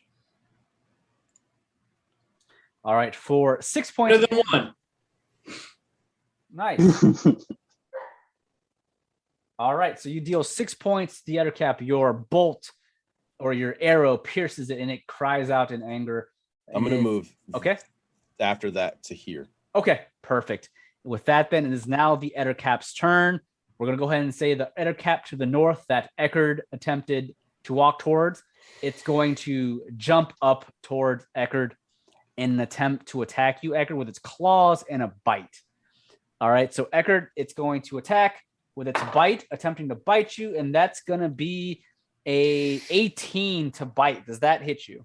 No, it doesn't. I have a 19. All right, and it comes nice with try. A claw attempting to attack you. Oof, this one might hit you. This one's a 22. Remember, it's disadvantage because I chose to dodge. That's right. That's right. So then from a 22, it will go down to a 17.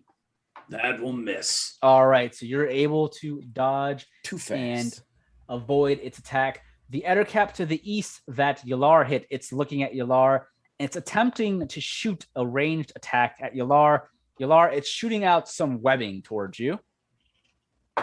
Yelar, your AC, what is your AC? AC is a 17. A 17, very nice. I rolled a 16. So you're able to avoid the webbing that it shoots at you to attempt to restrain you. Unable to hit you, it's going to charge at you. And it's only able to do one attack because it used one action to do its webbing. So it's going to try and hit you with its claw.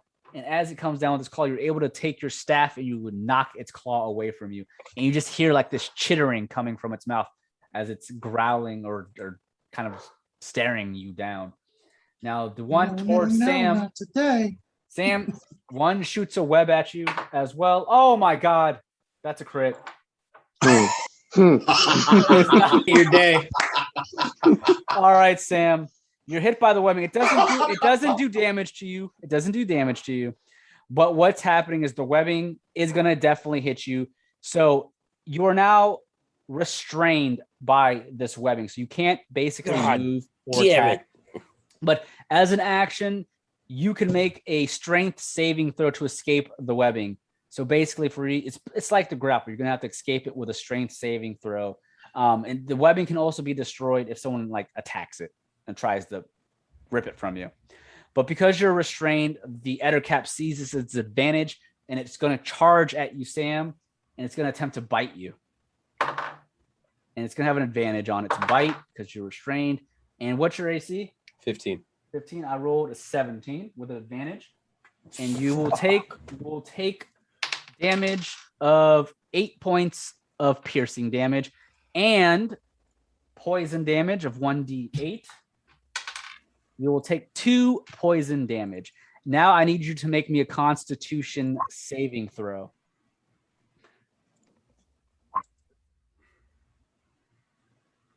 All right. Okay. So you rolled a 23, a natural 20. Did I really? Yep.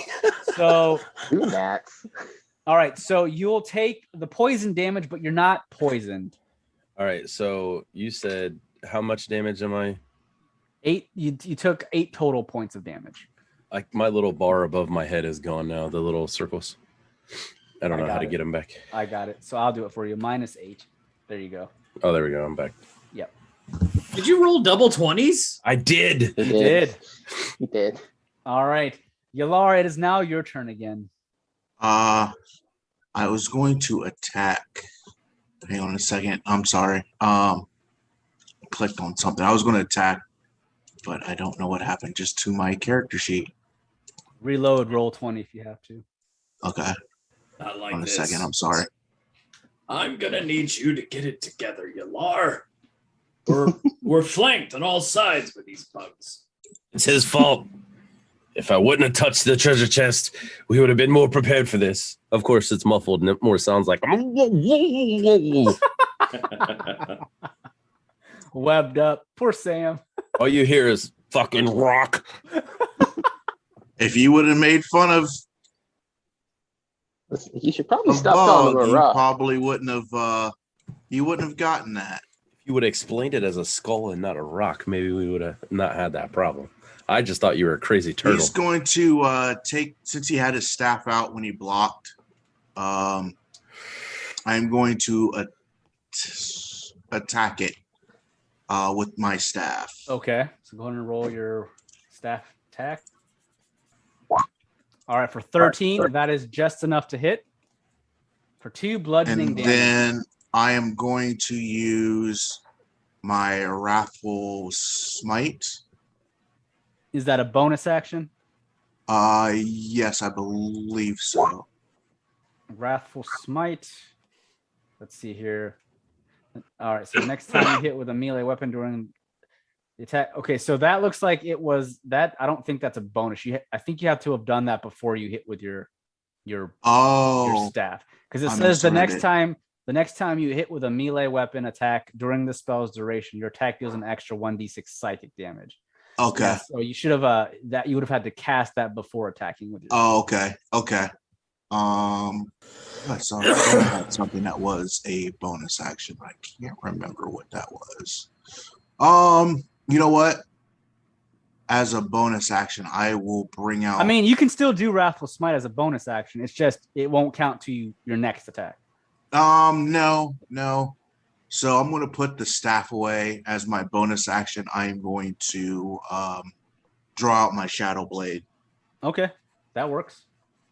All right. With that, then, are you moving or are you staying there? I will be staying put. Okay. Kai, it is now your turn. Shoot the web, elf, please. I think it looks good on you. Please. Please. Shouldn't have made fun of Ball. Would it be a good idea for me to shoot the web though? Like, It's up to you. I'm not gonna tell you yes or no. I think I should probably just move over there and try to take it off. Yeah, good idea. Yeah. So I'll move there, and what would I roll to try to take it off of them? You'd basically have to like try and cut into the web or like pull at it. So basically, you're trying to destroy the web. So you'll have to make an attack roll on the web with whatever weapon you want. Oh, jeez. I have a blade. I have a short sword. Yep, that works. So go ahead and attack. The Oh, webbing. jeez. Oh, 19. That hits the web. Go ahead and do some damage. Oh. Heh.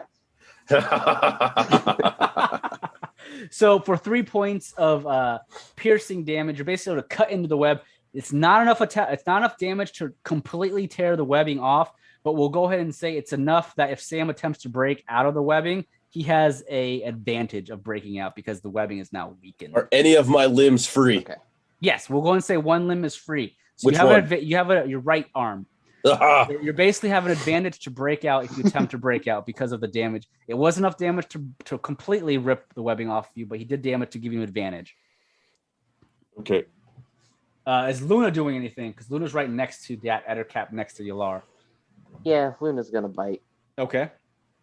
Luna has advantage because of pack tactics. 16, that will hit. Let's go ahead and roll damage for Luna's bite. Damn, 10 piercing damage. God damn it, elf. Why couldn't you have done like your dog? Maybe I should. You know what? Next time you're caught in webs, you stay in there. I'm thinking all this in my head. The Ettercap takes 10 points of damage. It's not dead, but it screeches in pain. The bite really hurts it. All right. With that, then Esqa, or I think your wolf actually, doesn't it have a potential to knock it prone with its bite? Or am I wrong? No. Yeah, no, you're right. It has to succeed in a strength saving throw or be knocked EC prone. 11. All right. What do I have to beat? 11. 11? I actually failed. I got a 10. The Ettercap is drugged to the ground right in front of Luna and Yelar. It's on its back while Luna is like basically nomming on its leg, attempting to tear it off, and it's just screeching out. It is now Esqa's turn. Like a bone. Yeah, Esqa sees this, and she's going to take the opportunity with her katana. She's going to step next to Yelar with an advantage because it's prone. She takes her katana, and she's going to basically slash down at it with it. And with that, she's going to use the katana of force, and she's going to roll with an advantage. 17 will hit. Nice. She's able to deal damage with her katana. You will roll the damage. Nice. So that is 10 points of slashing damage plus force. So what happens is she slashes her katana down into the Ettercap's neck, and she's able to decapitate it as the force explodes, shooting the head back towards where the mimic was. And the Ettercap lies there decapitated. And as she looks over her shoulder, there's still 2 more. And she looks down at the wolf. Good job, Luna. And with that, that was perfect. Oh my god. it is now Eckhart's turn. Luna responds with a, you did a good job too. No, Luna already responded, dude. That was it. I was translating the bark. Dogs in the background. Man, that was great. Ekhardt, what are you doing? Yeah, Eckhart's trying to kind of figure out exactly what's going to work best because he just missed 2 of his biggest spells. So at this point, I think Ekhardt is going to go ahead. Yep, it's probably going to make the most sense. We're going to go ahead and take a swing with the halberd on the Ettercap directly in front of him. Okay. And that will hit. That definitely hits. There we go. For 10 slashing damage. All right. And that takes the damage then. Okay. And then he is actually going to take 1 5-foot step back. Come on. Keep coming in, bug. We'll see if we can squish you flat.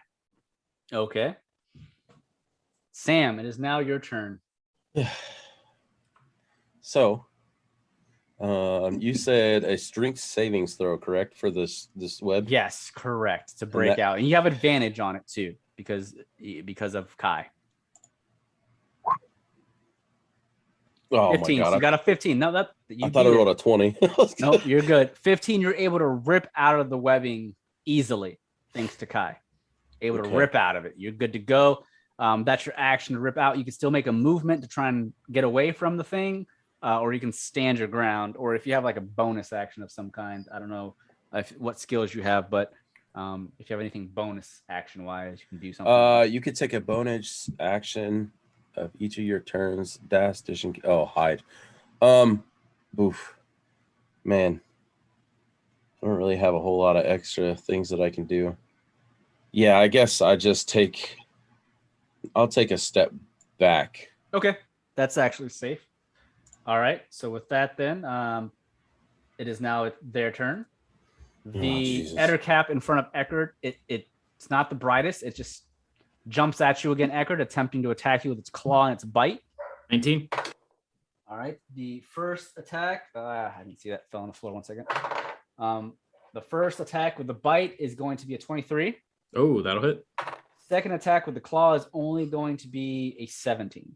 Nope, that'll miss. All right. So with its bite, it's able to hit you with a max damage on its bite. So you'll be taking 10 points of piercing damage. Ooh. And then poison damage. And you need to make me a Constitution saving throw. And you'll be taking, so that's 10 points of piercing damage with 3 poison damage. Constitution with a 7, you fail your Constitution, so you're now considered poisoned for 1 minute. So you can repeat the saving throw at the end of each of your turn, ending the effect of the poison. So basically, every round you'll be taking poison damage. Oof. And with that, it is going to be that is the wrong spider. 1 second. Let me do something here. I'm actually thinking of something different. You might not be taking that poison damage automatically. Let me make sure. A poison creature has disadvantage on attack rolls and ability checks. So yeah, you're not automatically taking the poison damage. You just have a disadvantage on your attack rolls and your ability checks until you make a save. You only take the poison damage if it bites you. All right, so the second spider, it's going to step forward towards Sam again. Since it attacked Sam, it wants Sam. Sam, I'm making a roll for a bite. The bite is going to be a 14. I don't think that hits you. No. The claw is going to be 20, not a natural 20, but a 20. So the claw deals some damage to you. That will be 4 points of slashing damage, and that's about it. Awesome.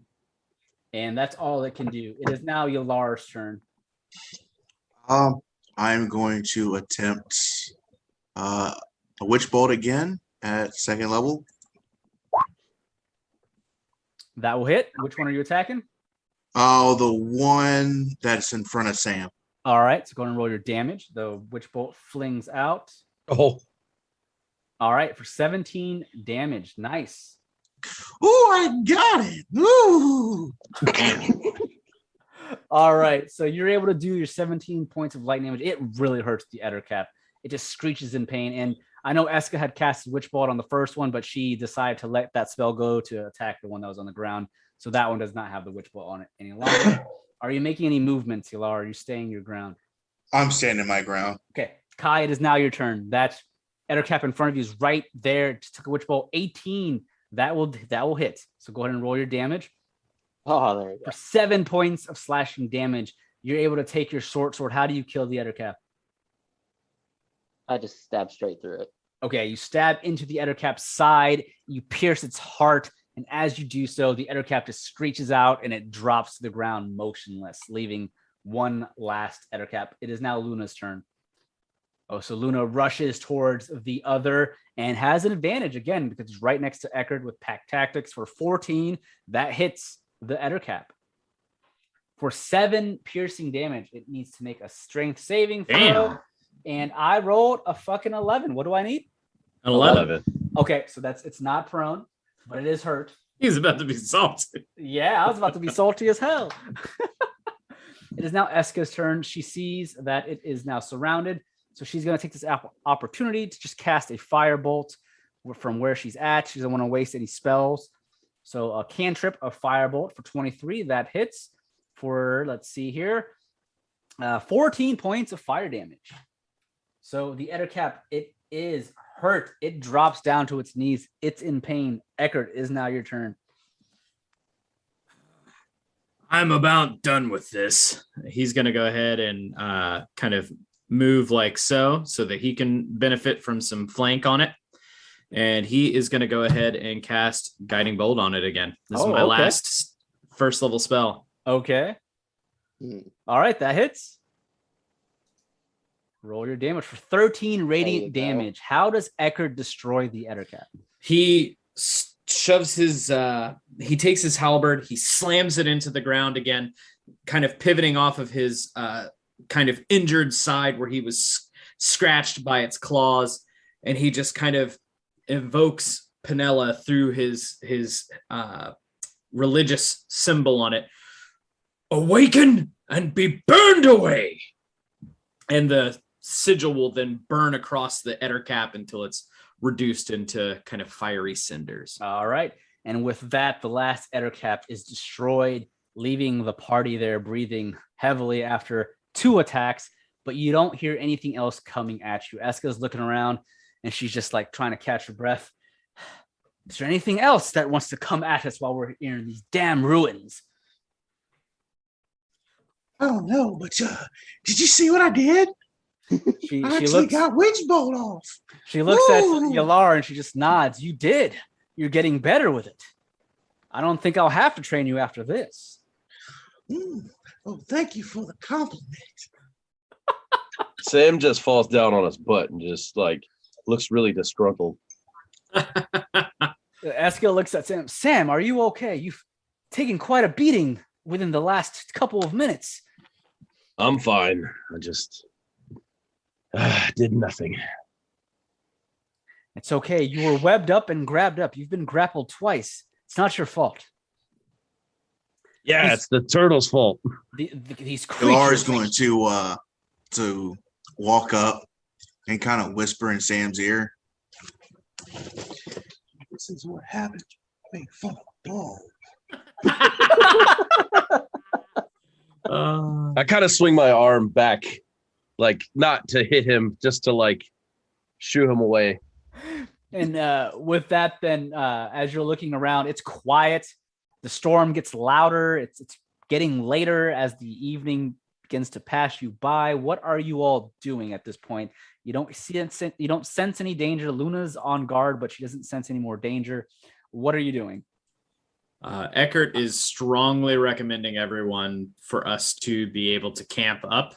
And before we set up full camp for this area that kind of goes back deeper into the caverns, he'll just simply say, I don't think it's a good idea for us to further travel into the ruins at this time. We should take some time to rest and recover. Until then, we can take some shifts. But I think, if anything, we can build some simple ramparts out of the refuse around here to help block it. That way we can keep an eye for middle of the night attacks, potentially. Esqa's going to nod to that. I think I'm in agreement with you. It'd be very dangerous for us to continue on after 2 battles with these creatures deeper into these ruins. Who knows what else lies in these ruins? at least here, if we camp here, the exit is right there for us to escape if need be. Further down, we may not have a chance to run away. I think I agree with this. Yeah, let's save it for when we're a bit more recovered. Okay, so with that, then everyone agrees to camp here. Yes. All right. Is anyone going to check out the other chests or anything lying around? Are you guys going to leave that? Hell no. Sam's not touching another chest unless he stabs it first. That's all you, turtle man. We can work together at this point, and like we can stab and scorch and radiant burn, the rest of these just to make sure they're not further. Can we all roll a perceptions check to see if we can tell if one of, like, is there a way to tell if a chest is like moving, breathing, slimy? I mean, you can make a perception check. Nah, I'm not fucking with no more chests, man. Sure, I'll make one. That's all you, Bog. By the way, I healed you for 10 HP.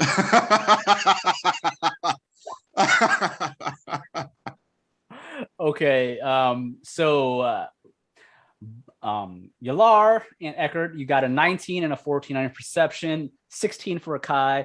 Yelar, as you're looking at one of the chests, it just seems like a completely normal chest to you. Nothing about it seems odd. The same for the other two that rolled perceptions. Everyone else, you don't see anything off.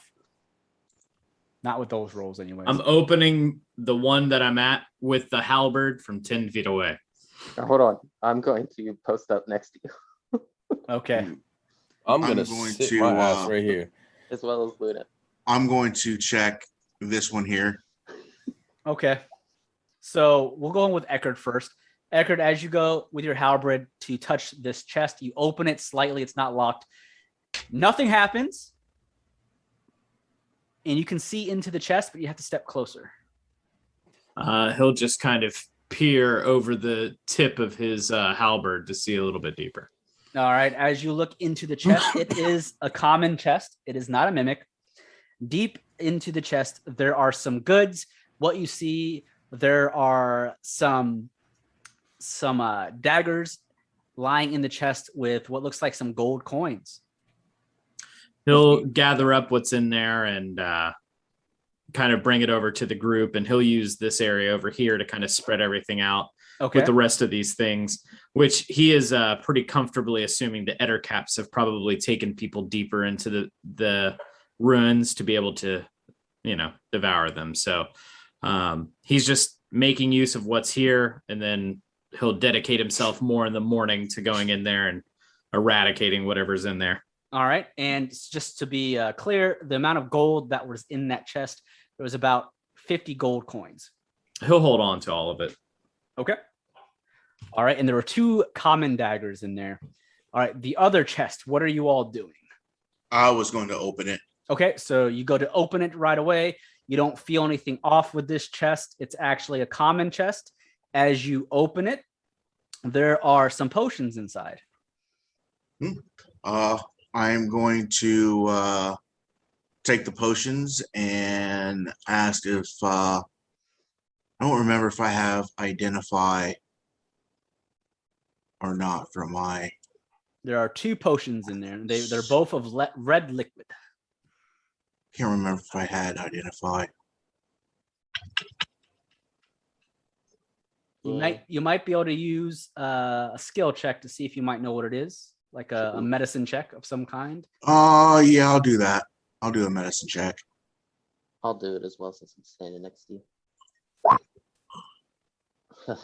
I don't know shit. Kai's leaving. Yeah, Kai doesn't know. Okay, with 13, with your medicine check of a 13, you look at the 2 potions and you're kind of like looking into the liquid, and you don't know exactly what it is, but you go to touch it with a finger, maybe even sniff it. It smells like some standard healing potions.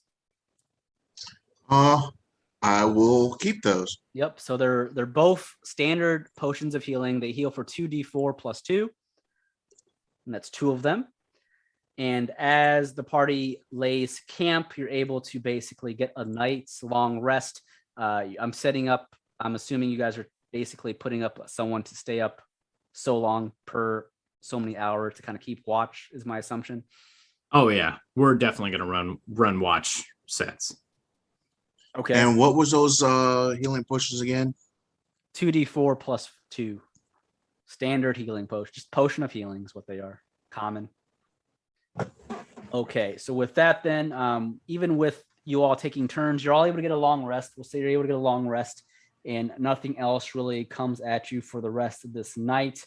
And with that, we'll go ahead and end this episode of Taverns and Caverns Side Stories. Thank you, everyone, for tuning in to Taverns and Caverns. But before we go, you can follow me on Twitter at HaphazardDM. Yeah, my name is Jake Life. You can find me on Twitter at JKLife. You can also find me on Instagram at the same. Yeah, I'm Rod, also Rodimus. I mean, I guess I'll go ahead and plug my social media. Maybe it might encourage me to actually use it more. You can follow me on Instagram at Rodimus83 and on Twitter at Rodimus7901. And I'm Patrick. Thank you, Hap, again for having us and inviting us to this. And you can find me on Twitch at Casper, spelled with a K, The Wicked, WIKID. And you can also find me on Twitter and the same thing. I'm Mark. Thank you, Hap, for letting me experience my first time on D&D. I actually quite enjoyed myself, even though I was quiet for the most part.